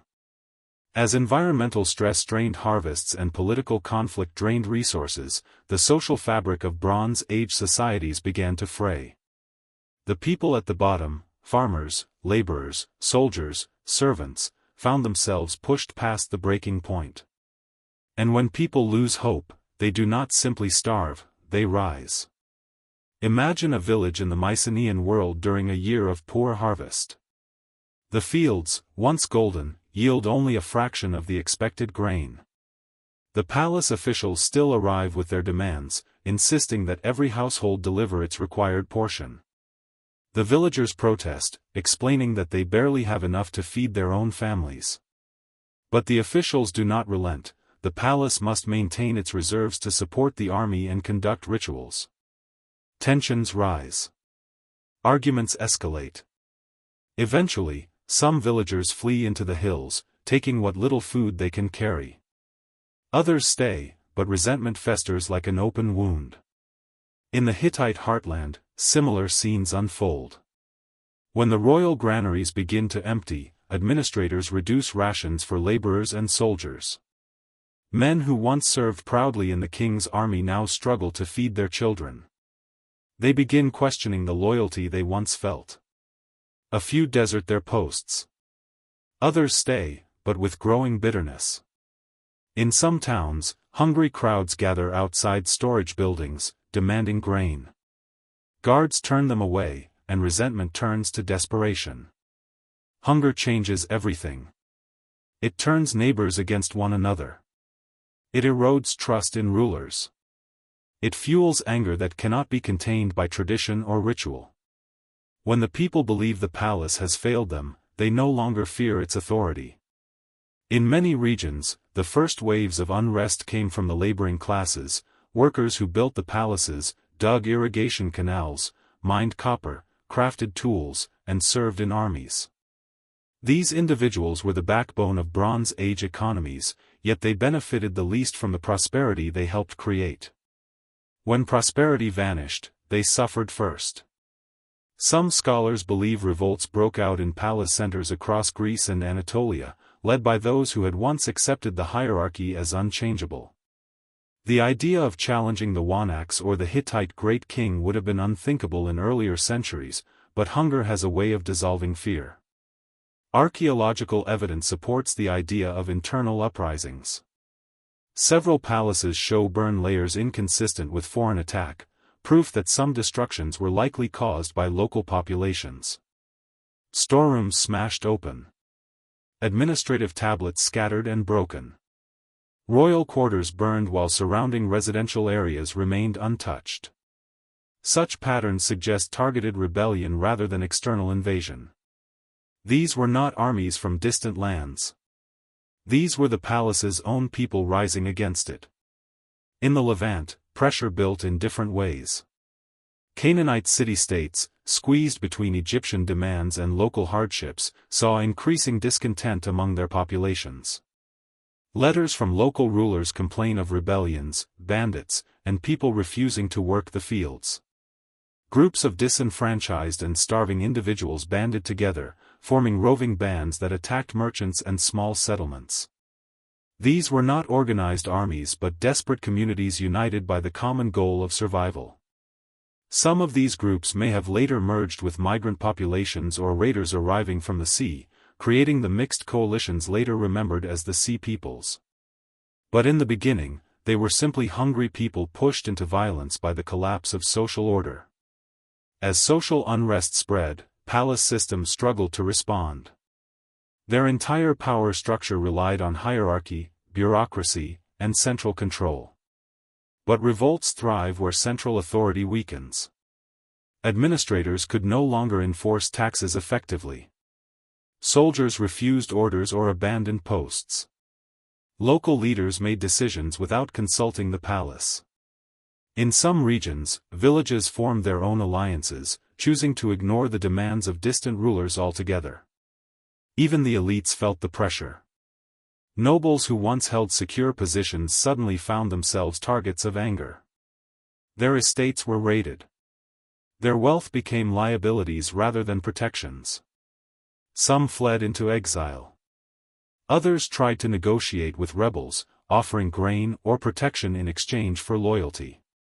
But by then, the authority they once commanded had already dissolved. The social revolution was not limited to violence. It also manifested in migration. When people could no longer survive in their homeland, they moved. Families packed their belongings and walked toward the horizon, hoping to find food, land, or safety elsewhere. Entire communities abandoned their ancestral homes. This movement of disenfranchised populations added to the growing instability, pushing neighboring regions into crisis. Refugees crossed borders, overwhelming towns that were barely surviving themselves. At the cultural level, the collapse of social order meant the collapse of tradition. Rituals that once unified communities now felt hollow. Temples lost workers and offerings. Priests struggled to maintain ceremonies when worshippers were starving.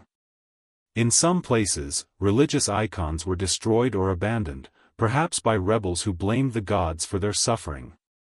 In others, new cults emerged, groups seeking meaning and hope in the midst of chaos. The psychological shift was profound. People who had once believed in strict hierarchies and divine rulership now questioned everything. If the gods did not protect the king, why obey the king? If the palace could not feed its people, why serve the palace? Once these beliefs broke, the entire structure of Bronze Age society crumbled from within.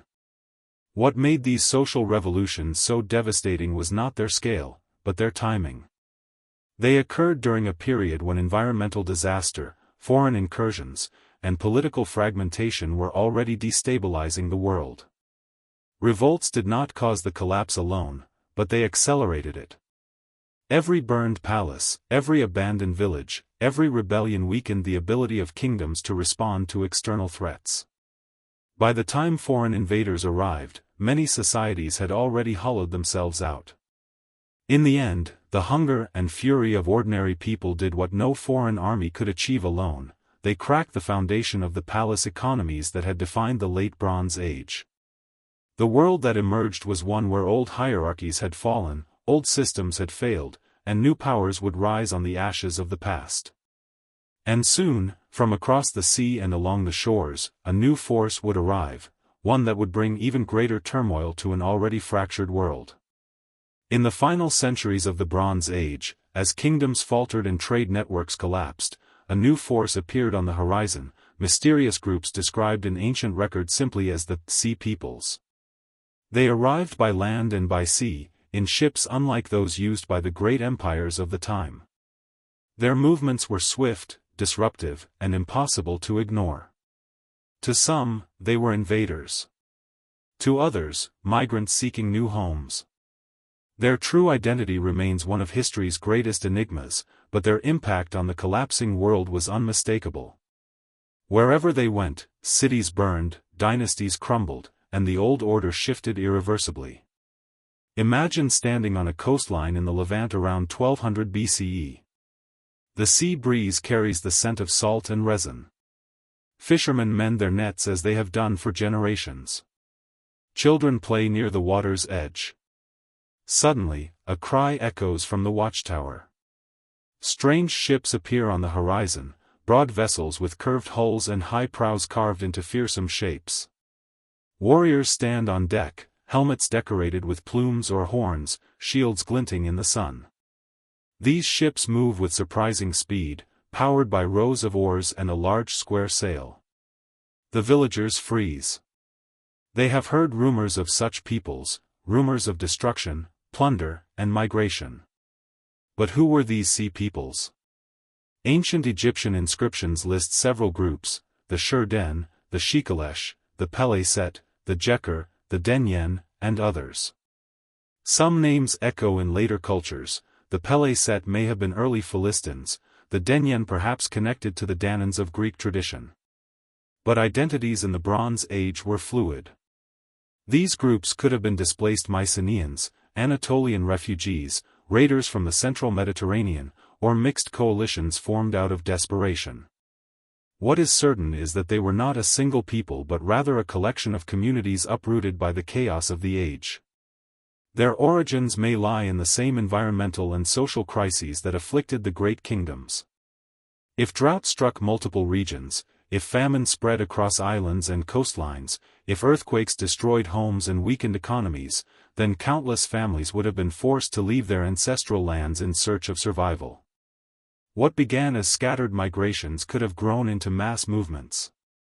Some groups might have turned to raiding when peaceful migration was impossible. Others may have banded together with strangers, forming multi-ethnic coalitions for protection. Archaeology supports this theory. Certain destroyed cities show signs of both violent attack and subsequent resettlement by new populations. Cultural artifacts found in early Philistine settlements, for instance, combine elements from the Aegean, Anatolia, and the Levant, suggesting that the newcomers were not a single ethnicity but a blend of displaced peoples bringing their traditions into new lands. Still, their arrival was devastating. Across the eastern Mediterranean, the sea peoples became symbols of chaos. In Anatolia, their movements contributed to the final downfall of the Hittite Empire. Coastal towns that once facilitated trade and diplomacy now lay in ruins. Shipwrecks discovered along these routes show signs of violent capture, with cargo scattered and hulls damaged. Letters from Ugarit describe enemies approaching from the sea, preventing ships from sailing, blocking trade routes that had existed for centuries. For the Egyptians, the sea peoples represented one of the greatest threats to their kingdom. The inscriptions of Pharaoh Ramesses III describe massive battles fought on land and sea. One relief shows Egyptian archers firing from ships as enemy boats collide with them in chaotic scenes of warfare. Ramesses III claimed victory, boasting that he had crushed the invading forces and saved Egypt from destruction. But victory came at a cost. Egypt survived, yet weakened, drained of resources, forced into a defensive stance, never fully recovering its former power. But not all interactions with the sea peoples were purely hostile. Some groups may have sought alliances or peaceful settlements. Communities devastated by famine or displacement often looked for land to farm, not lands to plunder. In some regions, local rulers allowed newcomers to settle in exchange for military service or trade cooperation. These settlements sometimes flourished, becoming new cultural centers in the Iron Age. The sea peoples challenged the simplistic narrative of invader versus civilization. Their story is more complex, a story of migration accelerated by climate change, famine, social collapse, and geopolitical turmoil. They were as much victims of the Bronze Age collapse as they were agents of destruction. Yet, to those who lived during this time, nuance did not matter. What people saw were cities burned, homes lost, temples desecrated. They saw unfamiliar languages, strange customs, new weapons, and unfamiliar ships. To a scribe writing the last desperate letters from Ugarit, the sea peoples were not refugees, they were a force that sealed the fate of his city. To Egyptian soldiers defending the delta, they were invaders threatening the heart of their world. As the sea peoples moved, they disrupted everything in their path. Trade routes that had operated for centuries were severed. Merchant networks disintegrated. Port cities that once bustled with commerce fell silent. Without trade, kingdoms that relied on copper, tin, luxury goods, and imported grain faced immediate crisis. The interconnected system of the Late Bronze Age was not built to withstand such disruption. Some cities resisted fiercely. Others fell within days. Many were abandoned without a fight as their populations fled inland. The once thriving Levantine coast became a patchwork of ruins and new settlements. Egypt managed to hold its borders, but its influence over the Levant evaporated. The geopolitical map of the region was rewritten by the movements of displaced peoples, warriors, and families drifting between violence and survival. Over time, the chaos settled into new patterns. The Peleset established themselves along the southern coast of Canaan, becoming the Philistines mentioned in later Hebrew texts. Other groups integrated into existing cultures, merging traditions and technologies. The Iron Age dawned not only with new materials but with new societies formed from the ashes of old kingdoms. Perhaps the most haunting aspect of the Sea Peoples is how their story reflects the broader collapse. They were both a symptom and a cause. They emerged from regions suffering under the same environmental pressures that weakened empires. Their movements accelerated the destruction of palatial states. Their presence forced surviving kingdoms to adapt.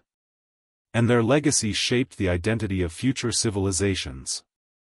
In the end, the Sea Peoples were not simply raiders who arrived to feast on a dying world.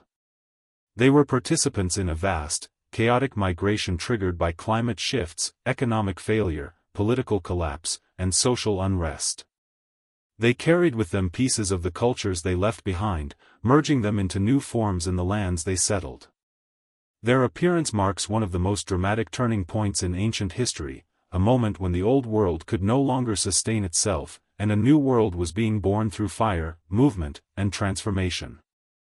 Soon, as their ships vanished into the horizon, the full force of collapse would strike city after city, leaving a landscape of destruction that no one could have imagined only a few generations before. The collapse of the Bronze Age was not a single event but a cascade, a chain reaction in which one city's fall destabilized its neighbors, which in turn weakened entire kingdoms. Between 1220 and 1170 BCE, the eastern Mediterranean and Near East were transformed into a landscape of burning ruins. The collapse spread unevenly yet relentlessly, moving like wildfire across regions once held together by trade, diplomacy, and fragile stability. For centuries, these cities had stood as symbols of power, wealth, and culture. In the span of a few decades, many vanished forever. Imagine approaching the coastline of Ugarit in its final days. Smoke rises from the harbor. Ships lie overturned or sunk near the shore, their hulls charred. Within the city, flames consume storerooms, palaces, and homes. The once bustling marketplaces are deserted, windows shattered, and bodies lie in the streets. Archaeologists would later find evidence suggesting the attack was sudden, so sudden that unfinished letters were left on clay tablets and meals remained half-cooked in ovens. Ugarit, a city renowned for its literacy and its role in international trade, was erased almost overnight. But Ugarit was only one city among many. In Anatolia, the fall of the Hittite capital Hattusa triggered the collapse of surrounding settlements. Cities like Tarhuntassa, Sapinua, and others fell in rapid succession. Some were burned to the ground, their once grand fortifications melted by intense heat. Others were abandoned entirely as inhabitants fled into the mountains. With the empire's administrative heart destroyed, no authority remained to coordinate defense or rebuild infrastructure. The vacuum left behind turned Anatolia into a patchwork of scattered communities fighting for survival. In the Aegean, the Mycenaean palaces met similar fates. Pylos, on the southwestern coast of Greece, was among the first to fall. Archaeological layers reveal intense fire destruction. Linear B tablets found in the archives show last-minute military mobilizations, lists of watchers placed along the coast, allocations of weapons, and emergency orders. Despite these preparations, Pylos burned. Its palace collapsed into ruins never to be rebuilt. Soon after, other major centers fell, Tiryns suffered fire damage, Thebes experienced turmoil, and even mighty Mycenae itself endured multiple phases of destruction. The once connected network of Mycenaean palaces disintegrated. Without central control, trade diminished, administrative systems collapsed, and literacy disappeared.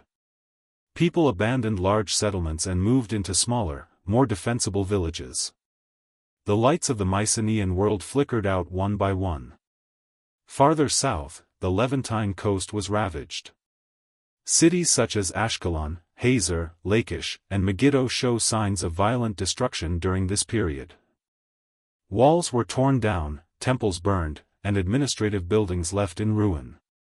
These cities lay directly in the path of migrating groups, raiders, and displaced populations. Some were taken by force, others fell due to internal rebellion fueled by famine and social unrest. When Egypt withdrew its influence from the region, unable to maintain control, the Levant descended into chaos.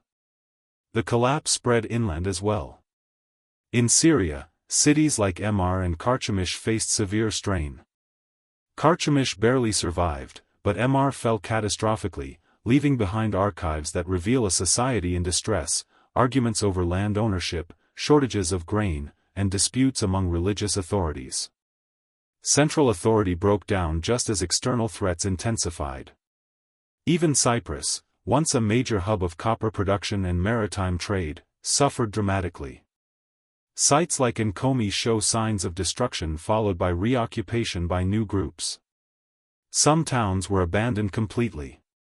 The island's economic importance made it a target for raiders, but it also suffered from the collapse of trade partners, leaving its economy crippled. The copper that once fueled the Bronze Age network no longer flowed reliably, and with it, the foundations of entire industries collapsed. As the dominoes fell, a pattern emerged: cities dependent on trade, bureaucracy, and centralized authority were the most vulnerable. Their very complexity made them fragile. When connections broke, their systems collapsed from within. Smaller rural settlements sometimes survived better because they relied more on local resources and less on distant networks. The destruction of cities also created waves of refugees. Families fleeing burning towns poured into neighboring regions, overwhelming already strained resources. These migrations caused further conflict, further pressures, and further collapse. In some cases, displaced populations built temporary camps or hastily constructed villages near abandoned urban centers. In others, they moved far from their homeland, merging with or displacing local communities. Trade routes that had connected the Mediterranean for centuries now lay severed. Harbors once filled with merchant ships became silent. Warehouses that once stored copper, tin, textiles, and luxury goods now held only ash. Regions that depended on imports suffered immediate crisis. Without tin, bronze could no longer be produced on a large scale. Without bronze, tools and weapons became scarce.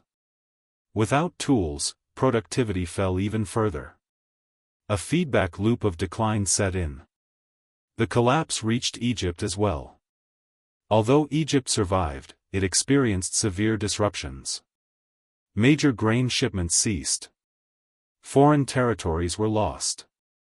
The Delta region saw battles with invading and migrating groups. Ramesses III's inscriptions boast of victory, but the reality behind the rhetoric was grim. Egypt was no longer the expansive, wealthy superpower it had been, it was fighting for survival. What makes this period so haunting is not only the scale of destruction but its speed. Within a few decades, dozens of cities that had stood for centuries vanished.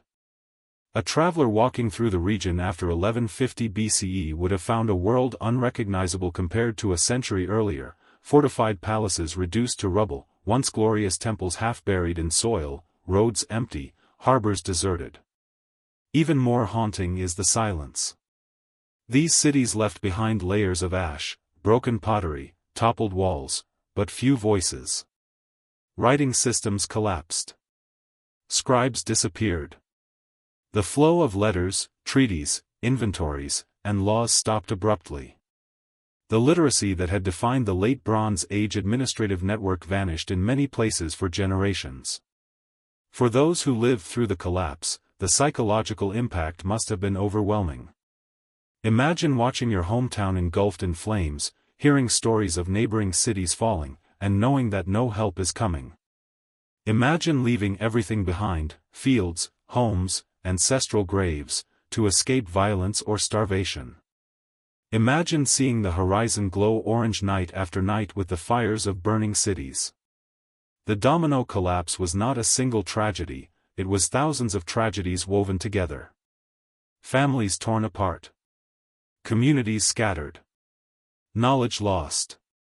Traditions broken. The world that once relied on shared prosperity and international cooperation dissolved into shards, each piece struggling to survive. And yet, amid this destruction, something new was beginning. The collapse cleared space for new cultures, new technologies, and new identities to rise. But before renewal could take hold, the world had to pass through its darkest night, one illuminated only by the flames of cities burning across the ancient landscape. When the palaces fell and their archives turned to ash, something far more profound disappeared alongside them: the written word. The Late Bronze Age was a world held together not only by diplomacy, trade, and kingship, but also by literacy, scribes trained for years, languages standardized for communication, and archives filled with tablets that recorded everything from grain rations to royal marriages. But in the turmoil of the collapse, this intricate system unraveled. The voices of empires quieted, the administrative heartbeat stopped, and an eerie silence settled across the ancient world. Imagine walking through the ruins of a Mycenaean palace shortly after its destruction. Charred beams still smoke faintly. Crumbled stones litter the ground. In what was once the archive room, broken linear B tablets lie scattered like fragments of forgotten thought. A few tablets remain intact, half-baked by the fires that consumed the palace, accidental survivors of catastrophe.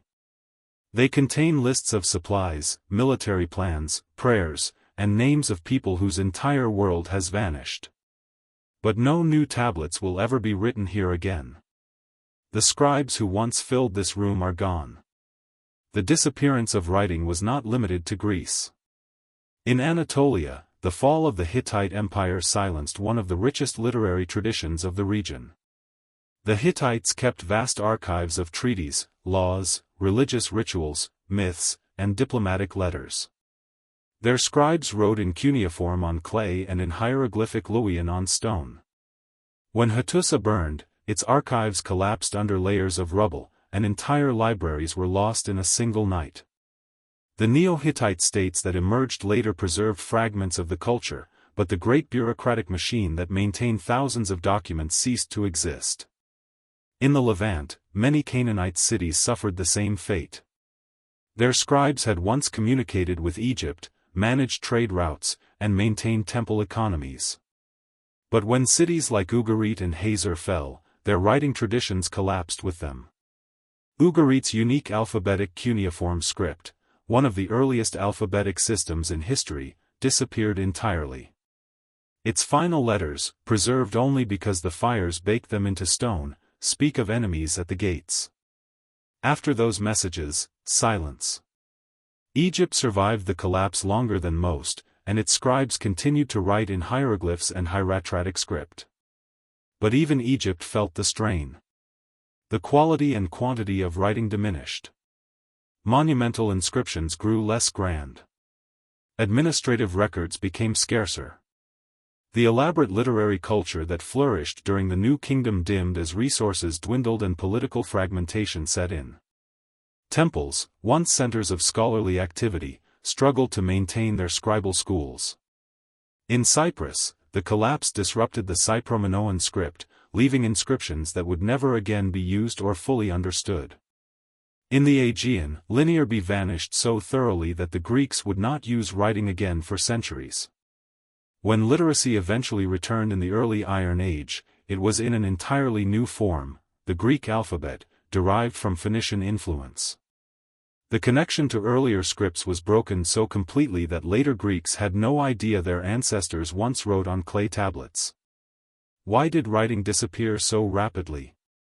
Because writing in the Bronze Age was not widespread, it was a specialized, centralized skill tied to palaces, temples, and large administrative institutions. When those institutions collapsed, so did the need for writing. Without palaces storing grain, there were no inventories to record. Without international diplomacy, there were no treaties to inscribe. Without large trade networks, there were no commercial tablets to document exchanges. Scribes had no purpose, and their training systems dissolved. Literacy became a luxury that small, scattered Iron Age communities could not sustain. The psychological impact of this great silence must have been immense. For centuries, people had relied on written records to stabilize their world: contracts, land agreements, ancestral histories, mythological texts, astronomical observations.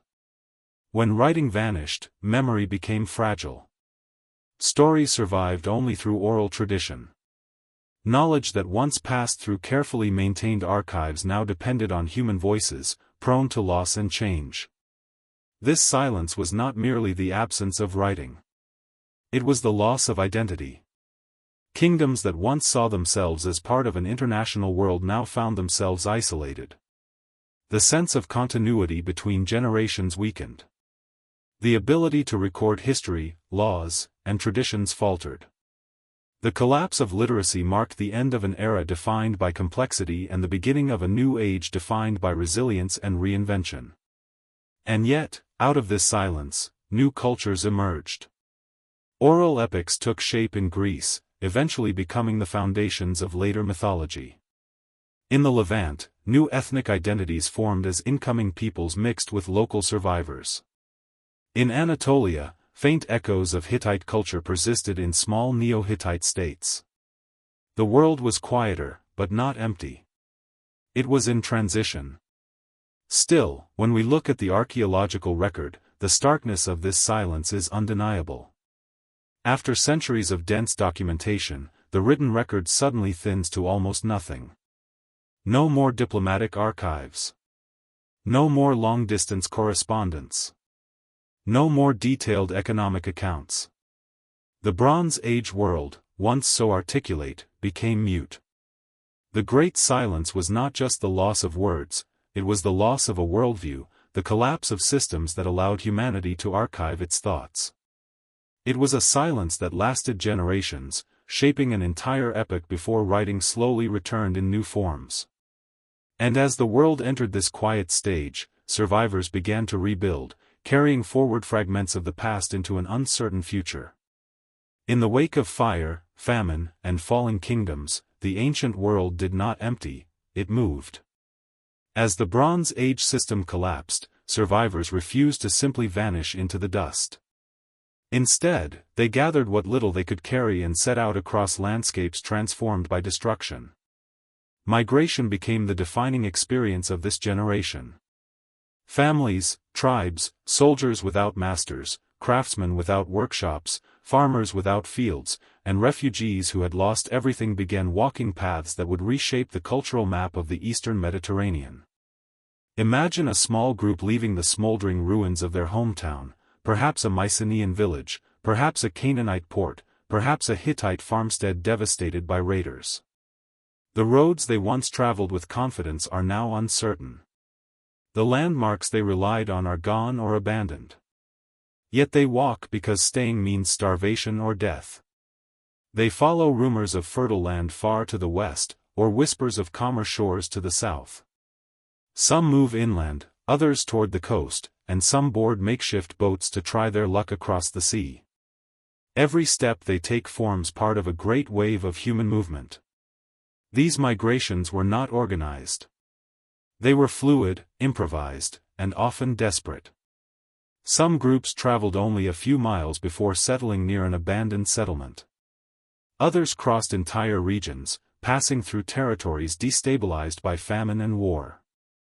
Each encounter brought risk. Local communities feared newcomers, especially in times when food was scarce. Tensions erupted, but so did cooperation. As communities resettled, they reinvented themselves. Without palaces to dictate hierarchy, many societies became more egalitarian. Leadership centered on local chieftains or councils rather than kings. Craftsmanship adapted to new materials and new needs, eventually contributing to the widespread adoption of iron. Religious practices shifted as refugees brought their gods into the lands where they sought refuge. Shrines emerged in hills, caves, and small settlements, simple but deeply meaningful places where people sought protection and continuity. At the emotional level, hope and trauma walked side by side. For every family that lost a homeland, another found a new beginning. For every region scarred by conflict, another blossomed with fresh life as new settlers arrived. Children who grew up hearing stories of collapsed palaces and burning cities would one day help build communities that knew nothing of the old world's glory, and did not need to. They were born into reinvention, not collapse. The world after the Bronze Age was not empty, it was reorganized. The movement of people created cultural mosaics in place of old empires. The geographic center of power shifted, and with it, the rhythm of life. Trade networks slowly reformed, smaller but more resilient. New languages emerged. Old myths transformed. Societies that once depended on massive palace complexes now learned to survive with less bureaucracy, less hierarchy, less luxury. Migration did not merely follow destruction. It created the conditions for renewal. The Iron Age world was born not in palaces, but in the tents of displaced families, in the humble settlements built by survivors, and in the determination of people who refused to be erased by catastrophe. They carried the embers of civilization with them, ensuring that even as the Bronze Age ended, the human story continued. Amid the ashes of fallen kingdoms, not every power vanished. A few, though shaken, battered, and forever changed, endured the storms of the Bronze Age collapse. These surviving states were like islands of light flickering in a vast darkness, struggling to hold on to their identity while the world around them crumbled. Their survival was not a sign of immunity but of adaptability. Egypt and Assyria, in particular, managed to withstand the worst of the collapse, emerging diminished yet alive in a landscape where so many others had disappeared. Egypt, though no longer the unstoppable force it had once been, remained one of the most resilient kingdoms of the age. The pharaohs of the 20th dynasty, especially Ramesses III, confronted the collapse directly. When waves of migrating and raiding groups moved toward the Nile Delta, Egypt met them with fierce resistance. The Battle of the Delta, immortalized on the walls of Medinet Habu, shows Egyptian archers firing from warships, repelling the sea peoples as they attempted to land. The pharaoh boasted of complete victory, claiming to have annihilated the invaders. But the truth behind the inscriptions was more complex. Egypt survived the sea peoples, but the cost was immense. The resources required to defend its borders strained its economy. Temple wealth increased at the expense of royal authority. Grain shortages remained a chronic problem. Corruption crept into the bureaucracy. Even in victory, Egypt was weakened. Its empire in the Levant evaporated, leaving behind only memories of past dominance. Yet Egypt endured because it adapted, consolidating internally, focusing on the Nile Valley, and relying on its traditional strengths, agriculture, spirituality, and centralized ritual authority. Assyria, farther to the northeast, weathered the collapse differently.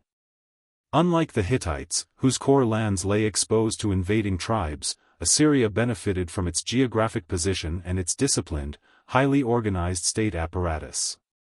While it too suffered from disruptions in trade and regional instability, Assyria retained enough internal coherence to survive. Its kings maintained strong control over their heartland cities, Ashur, Nineveh, and Arbela. Although Assyria temporarily lost some territories, its core institutions remained intact. What allowed Assyria to endure when others fell? Part of the answer lies in its political and military structure. Assyria's army was well-trained, professional, and accustomed to both offensive and defensive warfare. Its governors were tightly supervised. Its agricultural base was productive and less dependent on long-distance trade than the great palace economies of the Mediterranean coast. And unlike the sprawling Hittite Empire, Assyria's heartland was compact, easier to defend, and less vulnerable to sudden fragmentation. During the centuries immediately following the collapse, Assyria even began expanding again, slowly asserting control over neighboring regions that had been weakened by the turmoil. While not yet the empire it would become in the Iron Age, Assyria's resilience marked the beginning of its rise as one of the most formidable superpowers of the ancient world. The Phoenician cities of the Levant also represent another island of survival. Although many Canaanite city-states collapsed or were destroyed, coastal centers like Tyre, Sidon, and Byblos managed to endure. Their survival was due in part to their maritime skills and decentralized structure. These cities relied heavily on trade, but unlike large palatial systems, they were flexible and adaptable. When inland routes failed, they turned to the sea. When neighbors fell, they capitalized on the gaps left behind. By the early Iron Age, the Phoenicians would not only recover but thrive, establishing vast trade networks across the Mediterranean, founding colonies as far west as Spain and North Africa. Their renaissance is one of the most remarkable stories of resilience to emerge from the collapse, a testament to the power of adaptation in a changing world. In the island of Cyprus, survival took a different form. Though many towns were destroyed, new settlers and surviving locals rebuilt quickly. The island's location and resources, particularly its copper, allowed it to reset its economy. By absorbing migrants and integrating diverse cultural traditions, Cyprus re-emerged as a vibrant hub of innovation and trade in the Iron Age. These islands of light, Egypt, Assyria, the Phoenician cities, and parts of Cyprus, show that collapse was never universal. Even as the broader world fell into decline, pockets of stability remained. In these pockets, new institutions formed, old traditions persisted, and the seeds of future civilizations germinated. Yet survival did not mean continuity. The Egypt that endured was smaller, poorer, and internally divided compared to the empire of earlier dynasties. The Assyria that outlasted the collapse was not yet the Assyria of Sargon or Ashurbanipal but a kingdom rebuilding itself amid the ruins of its neighbors. The Phoenician cities that began their ascent did so because they adapted to a world without the powerful empires that once overshadowed them. Surviving the collapse required more than strength.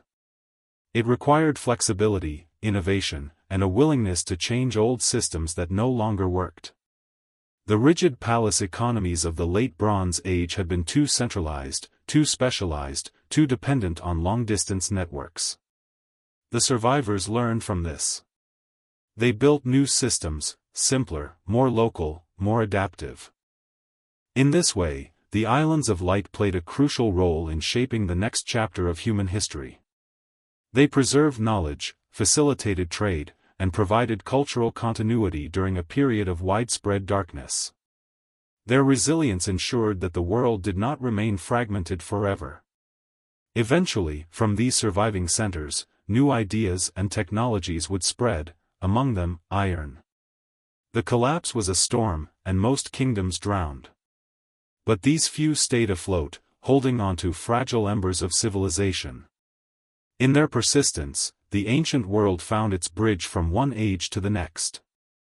As the Bronze Age world crumbled, a new material quietly rose to prominence, one that would reshape economies, warfare, and daily life. Iron, once rare and difficult to produce, became the metal of a new age. Its emergence was not sudden, it was the result of centuries of experimentation, resource scarcity, and shifting technologies.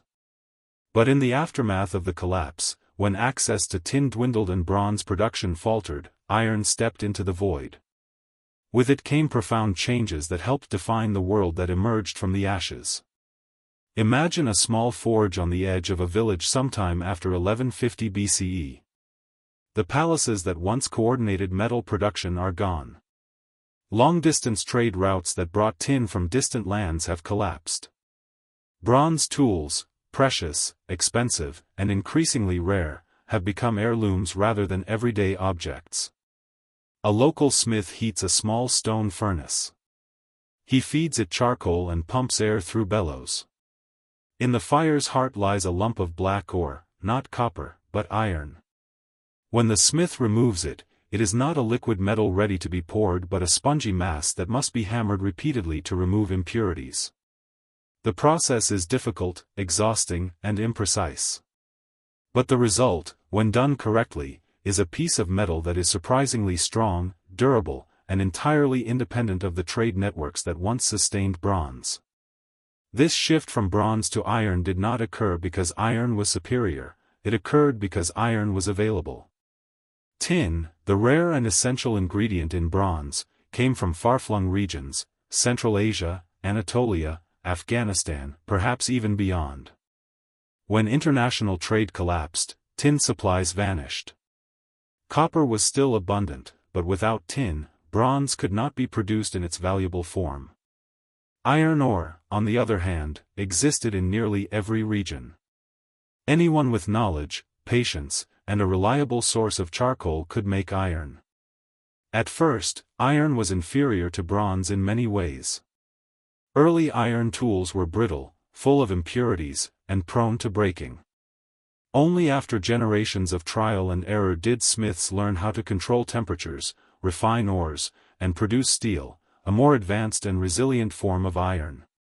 But even crude iron had one crucial advantage: it was abundant enough that ordinary people could access it. Tools, once controlled by elites who managed bronze production, began to spread into the hands of farmers, herders, and villagers. With iron came a quiet revolution in social structure. Agriculture transformed. Iron plowshares cut deeper into the soil than bronze ever could. Farmers worked fields more effectively, clearing land that had been too tough for earlier tools. Forested areas were chopped down as iron axes made woodcutting faster and more efficient. Villages expanded into new territories. Agricultural surpluses slowly returned, helping stabilize communities shaken by famine during the collapse. Over time, improved tools meant improved productivity, fueling population growth in regions that had barely survived the turmoil. Warfare changed as well. Iron weapons were cheaper to make in large quantities. Where bronze weapons had been the privilege of elite warriors or palace-controlled armies, iron weapons democratized conflict. More soldiers could be armed, and militias became more common. This shift contributed to the rise of small, agile polities in the Iron Age, capable of organizing local defense without relying on massive palace bureaucracies. But iron did not merely replace bronze, it reconfigured the political landscape. States that mastered iron production gained enormous advantages. The Assyrians, for instance, built large, disciplined armies equipped with iron weapons, allowing them to expand aggressively in the centuries after the collapse. Their iron-forged military machine would eventually dominate the Near East. In the Aegean world, iron facilitated the rise of new Greek communities, enabling them to rebuild from the ashes of the Mycenaean collapse with a fresh material foundation. The spread of iron also influenced trade. While the Bronze Age economy relied heavily on international exchange, copper from Cyprus, tin from the East, luxury goods from multiple regions, the Iron Age operated on more local production. Communities sourced metal from their immediate surroundings. Trade did not disappear, but it changed character. Instead of a few long-distance elite exchanges, smaller, regional networks flourished. These networks were more resilient, less vulnerable to collapse, and capable of supporting a wider array of communities. Culturally, iron became a symbol of the New Age. In myths and legends that emerged later, the Iron Age was viewed as harsher and more violent than the Bronze Age. Greek mythographers spoke of an age of iron marked by toil and conflict. But these stories also speak to the independence and strength iron symbolized. People no longer depended on distant lands for their most important tools. They could forge their own futures, literally and figuratively. In this new world, old traditions adapted. Rituals once performed with bronze artifacts were reenacted with iron versions. Burial customs shifted. Temples rebuilt after the collapse incorporated tools and ornaments crafted from iron. Even artistic styles changed, reflecting the aesthetic possibilities of a different material. The cultural memory of bronze lived on, but iron became the material of daily survival. The dawn of the Iron Age was not abruptly bright, it was gradual, uneven, and shaped by necessity. Some regions adopted iron quickly, others continued using bronze until supplies ran out. But by 1000 BCE, the transformation was well underway across the eastern Mediterranean and Near East. Iron had become the foundation of a new economic and social order. What makes this shift so remarkable is that it emerged from collapse. The fall of the Bronze Age world forced people to rethink, innovate, and adapt. In doing so, they stumbled into one of the most transformative technological revolutions in human history. The Iron Age would give rise to empires, philosophies, religions, and innovations that shaped the ancient world we recognize today. The Bronze Age ended in fire, but from its ashes, iron gleamed, a symbol of resilience, adaptability, and the enduring human ability to rebuild after catastrophe. Centuries after the Bronze Age world collapsed, its story lay buried beneath layers of soil, forgotten by the descendants of those who survived. Cities once filled with merchants, priests, and kings became overgrown mounds of earth. Palaces vanished beneath fields. Temples turned to dust. The written records that once documented every detail of administration, trade, and diplomacy had burned, crumbled, or simply disappeared. For a long time, humanity forgot that these great civilizations had ever existed. Only in the last 200 years did the ruins begin to speak again, slowly, quietly, and with mysteries that continue to challenge archaeologists today. Imagine an archaeologist kneeling in the dust at a dig site in Anatolia. The sun beats down. A brush moves softly across a layer of ash, revealing charcoal, pottery fragments, and collapsed stone walls. Each piece is a clue, part of a story that ended more than 3,000 years ago.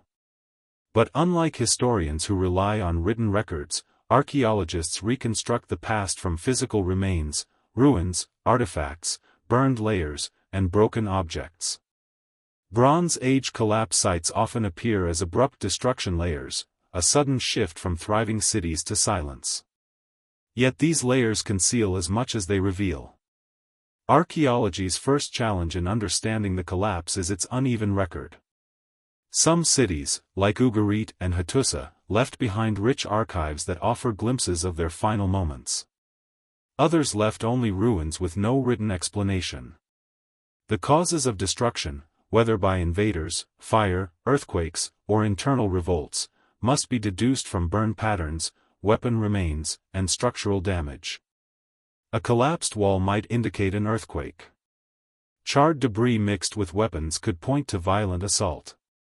But often, the evidence is ambiguous. Archaeologists must interpret with caution, knowing that a single site cannot explain a regional collapse. At sites across the Mediterranean, destruction layers from around 1200 BCE share unsettling similarities. Thick layers of ash. Walls toppled outward.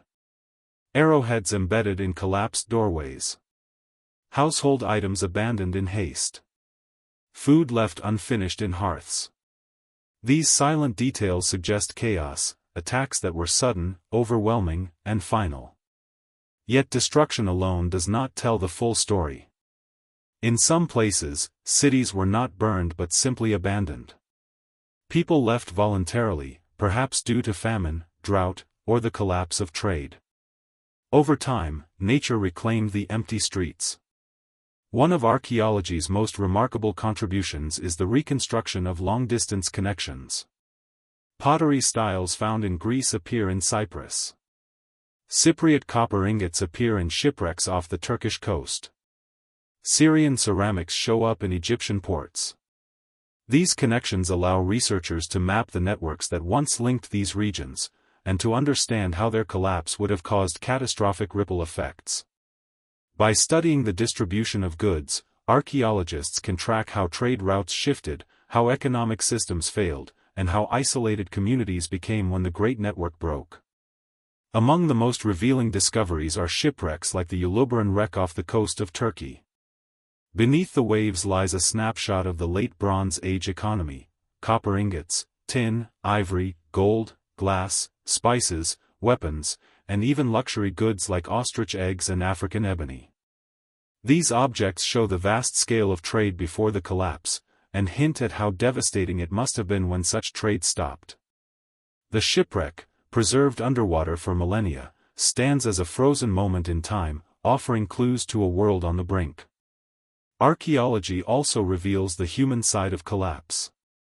In some cities, remains of families huddled together have been discovered, suggesting desperate attempts to survive sudden attacks.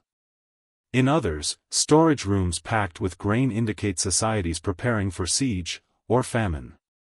Tools abandoned mid-use, workshops left in disorder, and half-constructed buildings all point to shock, not slow decline. These small details bring us closer to the people who lived through the disaster, allowing us to feel their fear, confusion, and loss across 3,000 years. However, archaeology rarely gives simple answers. For every burned city that suggests warfare, another shows signs of environmental decline. For every skeleton with weapon wounds, another lies in a house that collapsed during an earthquake. The collapse was not a single event but a web of interconnected failures. Archaeologists must assemble these fragments into a narrative that respects the complexity of the past while acknowledging the limits of the evidence. One of the most important archaeological insights is the recognition that many regions experienced the collapse differently. Some places fell quickly, others declined slowly. Some rebuilt after initial destruction, others never recovered. Some absorbed refugees, others emptied entirely. The collapse was not a uniform phenomenon, it was a mosaic of local experiences shaped by geography, resources, politics, and chance. Archaeology also reminds us that memory is fragile. So much of the Bronze Age world is gone forever. Wooden structures rotted. Cloth disintegrated. Books and scrolls, if they existed, vanished. Even the names of countless cities have been lost. The people who lived through the collapse left almost no direct testimonies. What remains are the ruins, silent, stubborn, and enigmatic. And yet, the silence is not absolute. Every excavation adds a new piece to the puzzle. Every artifact offers a new hint. Every deciphered inscription brings back a voice long buried. Archaeology is a conversation across millennia, and though the ancient world cannot answer directly, it leaves clues scattered like breadcrumbs across time. Through these clues, we see not only destruction but resilience. We see communities rebuilding, adapting, and evolving. We see the transition from bronze to iron, from palaces to villages, from writing to oral tradition. We see how human societies transform under pressure.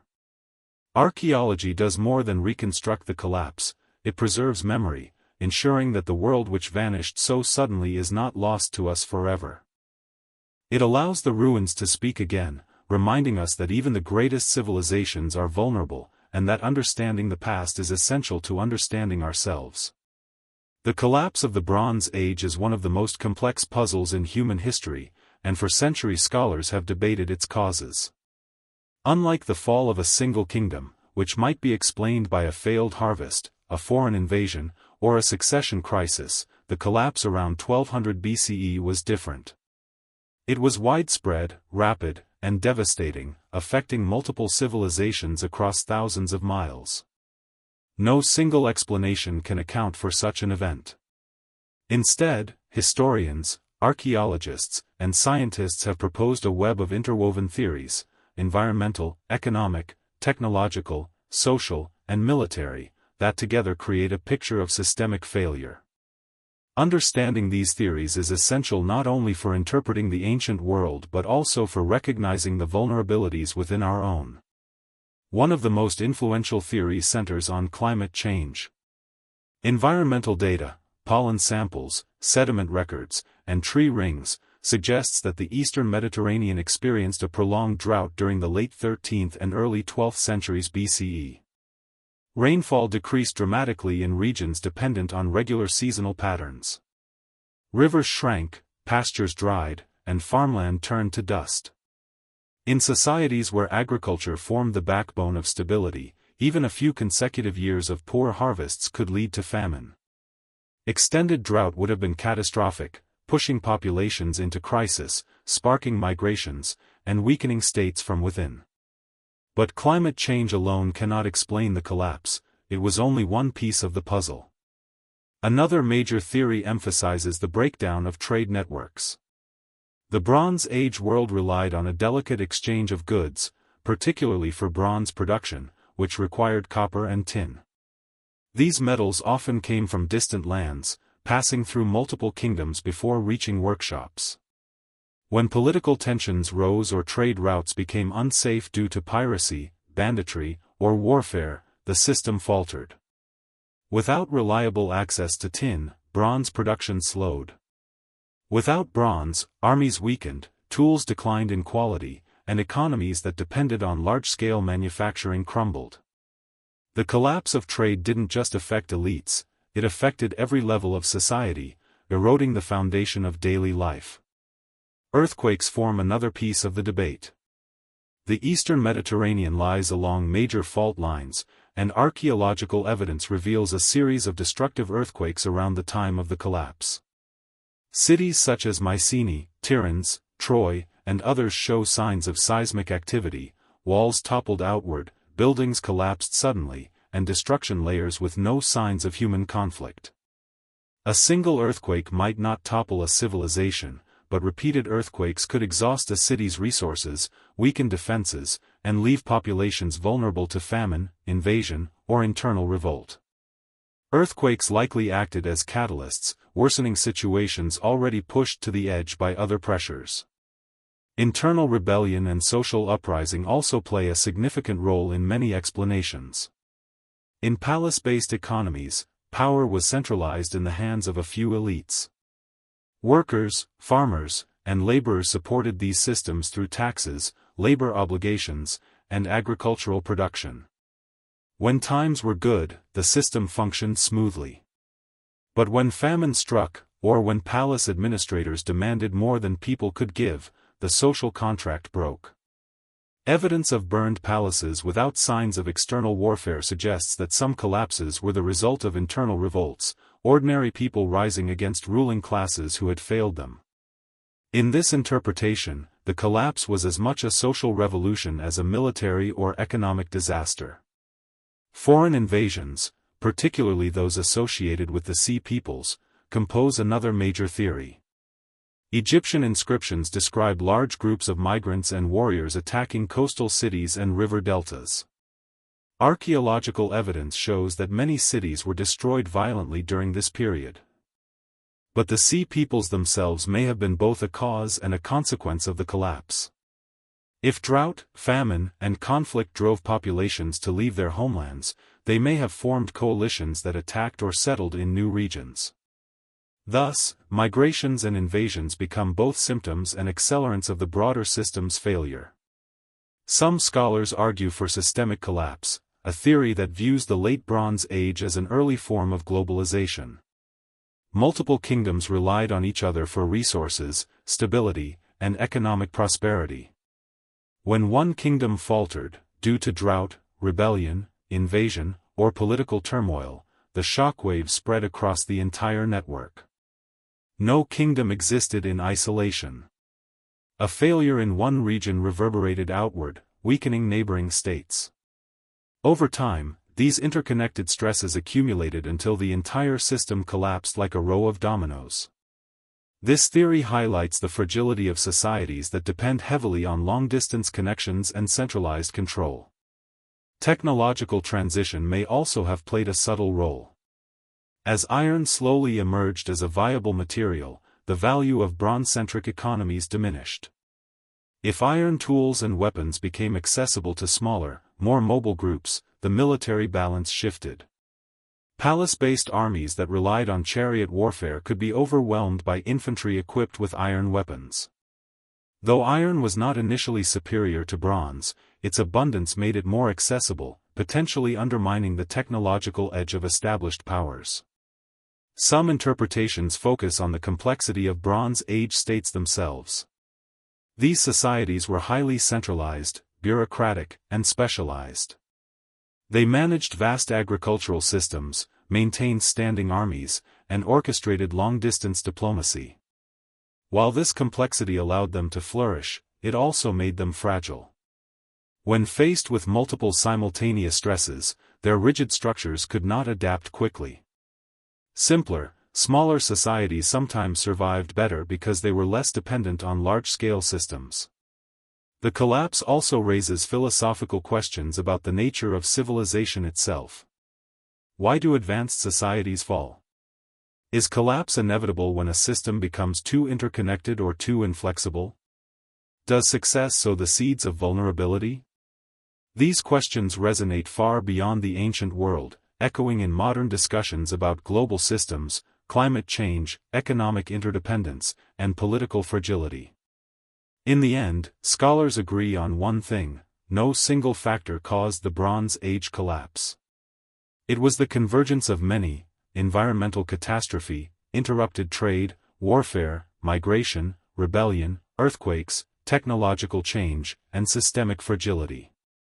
Each factor alone could have been manageable. Together, they overwhelmed even the greatest powers of the age. This understanding reframes the collapse not as a mystery but as a lesson in complexity. It shows how societies depend on delicate balances, between people and nature, rulers and subjects, stability and stress. It reveals how interconnectedness can be both strength and weakness. And it reminds us that even the mightiest civilizations are vulnerable when multiple pressures strike at once. The fall of the Bronze Age was not simply the end of an era. It was a warning inscribed in ruins, a mirror held up to the future. And as we move toward the final section of the documentary, we carry with us these insights, not as distant academic theories, but as reflections on human resilience, fragility, and the cycles that shape history. When we look back at the Bronze Age collapse, it is tempting to view it as a distant tragedy, an ancient catastrophe separated from our modern world by 3,000 years of progress, technology, and transformation. Yet the deeper we examine it, the more it becomes impossible to ignore the unsettling echoes between their age and ours. The civilizations of the late Bronze Age believed themselves strong, interconnected, and resilient. They saw their networks of trade, culture, diplomacy, and shared prosperity as proof of stability. And yet, within a single lifetime, that world unraveled. As we stand today in an era defined by global interdependence, environmental strain, political tension, and rapid technological change, the lessons of that long-ago collapse feel hauntingly relevant. Imagine a map of the eastern Mediterranean during the late Bronze Age. Lines of trade crisscross the seas, linking kingdoms in a web of mutual reliance. A disruption in one region can ripple across the entire system. Now imagine a modern map: cargo ships crossing oceans, data flowing through fiber optic cables, financial markets reacting to events halfway across the planet. The scale is different, the technology is different, but the structure is eerily similar. Our world, like theirs, is built on connections that make life easier, and more vulnerable. One of the most striking lessons of the Bronze Age collapse is how environmental stresses can destabilize even the most advanced societies. The ancient droughts, though modest by today's standards, pushed fragile agricultural systems to the brink. Water shortages weakened economies, fueled migrations, and triggered political crises. Today, climate change threatens far more dramatic shifts: rising sea levels, extreme heat, disrupted rainfall patterns, and widespread ecological strain. Just as ancient farmers watched their fields crack, modern farmers face unpredictable seasons and declining yields. And just as Bronze Age rulers struggled to respond to environmental pressures, modern governments face the immense challenge of adaptation. Another echo lies in the danger of over-reliance on global supply chains. Bronze Age kingdoms depended on bronze, and bronze depended on tin, an element that was scarce and sourced from faraway lands. When trade routes faltered, the entire system faltered. Today, our global economy relies on long-distance networks for everything from energy to food to microchips. Disruptions, whether caused by conflict, natural disaster, or political tension, quickly reveal how dependent we are on the smooth functioning of fragile chains. The Bronze Age reaction was collapse. Our challenge is to avoid repeating that pattern. Social unrest is another parallel. In the centuries before the Bronze Age collapse, widening inequality and growing economic strain drove ordinary people toward revolt. When the palace systems failed to meet their needs, they rose up. Today, rising inequality, economic insecurity, and political polarization shape societies across the globe. The lesson is clear: when people feel unheard, abandoned, or desperate, the foundations of stability weaken.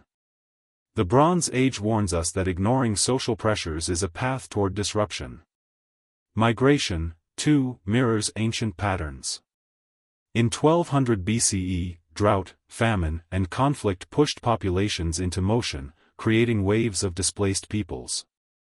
Some sought asylum, others raided, and many simply tried to survive by moving into new lands. These movements reshaped the political and cultural map of the ancient world. Today, climate-induced migration is increasing, and geopolitical conflicts continue to displace millions. The Bronze Age teaches that migrations are not temporary anomalies, they are transformative forces that reshape civilizations, for better or worse. Another echo lies in the fragility of political systems. The Bronze Age world relied heavily on powerful centralized states and elite-driven bureaucracies. When those systems failed, there was no safety net. Today, our institutions are more robust, but they too rely on delicate balances, public trust, international cooperation, and stable governance. When these weaken, the risk of systemic breakdown increases. The collapse reminds us that political stability is never guaranteed, and must be actively maintained, reformed, and protected. But the Bronze Age collapse is not just a warning. It is also a lesson in resilience. After the collapse, new societies emerged that were more adaptable, less centralized, and more connected to local resources. They rebuilt from the ground up, learning from the mistakes of the past. The Iron Age world that followed produced new technologies, new social structures, and new forms of governance. Collapse was not the end, it was a transformation. This perspective offers hope. Even if systems fail, even if disruptions shake the foundations of society, human beings have an astounding capacity to adapt, reorganize, and reinvent their world. The survivors of Ugarit, Mycenae, and Hattusa did not disappear. They became the ancestors of new cultures. They carried forward knowledge, traditions, and innovations into the next age. Their resilience is a reminder that collapse is not annihilation but transition. For today's world, this lesson is vital. We cannot prevent every crisis. We cannot eliminate every threat. But we can strengthen our resilience, through sustainable resource use, diversified trade networks, investment in local communities, equitable governance, and systems designed to withstand shocks rather than merely function under perfect conditions. The Bronze Age collapse shows that no civilization, however advanced, is immune to systemic stress. But it also shows that renewal is possible, even after catastrophic failure. There is another, deeper lesson, the importance of humility. The kings of the late Bronze Age believed their world was eternal. They built monuments meant to last forever, wrote treaties they assumed would bind generations, and trusted that the gods favored their visions of order. Yet their certainties proved fragile. Modern society, with its technological achievements, global communications, and scientific understanding, often shares a similar confidence. The ruins of the Bronze Age remind us that confidence must be balanced with caution, and power with responsibility. The echo of their world into ours is not a prophecy of doom but a call to awareness. We are not destined to repeat their collapse, but we must understand the patterns that shaped it. Complexity, interdependence, inequality, environmental stress, migration, and social fragility, these are constants across history. The Bronze Age collapse is one of the clearest historical examples of what happens when too many pressures converge at once. Yet perhaps the most enduring message is this: civilizations are fragile, but humanity is enduring. We adapt. We rebuild. We transform. The people who walked through the fires of 1200 BCE carried with them the strength to begin anew. And just as they rebuilt their world, we too have the capacity to navigate our challenges, if we choose to learn from their story. The echoes of the Bronze Age speak to us across millennia. They remind us of our vulnerabilities, but also of our resilience. They urge us to act wisely, to prepare carefully, and to remember that even the greatest systems rely on balance. And ultimately, they invite us to see our world not as separate from the past, but as part of a long continuum of human striving, failure, and renewal.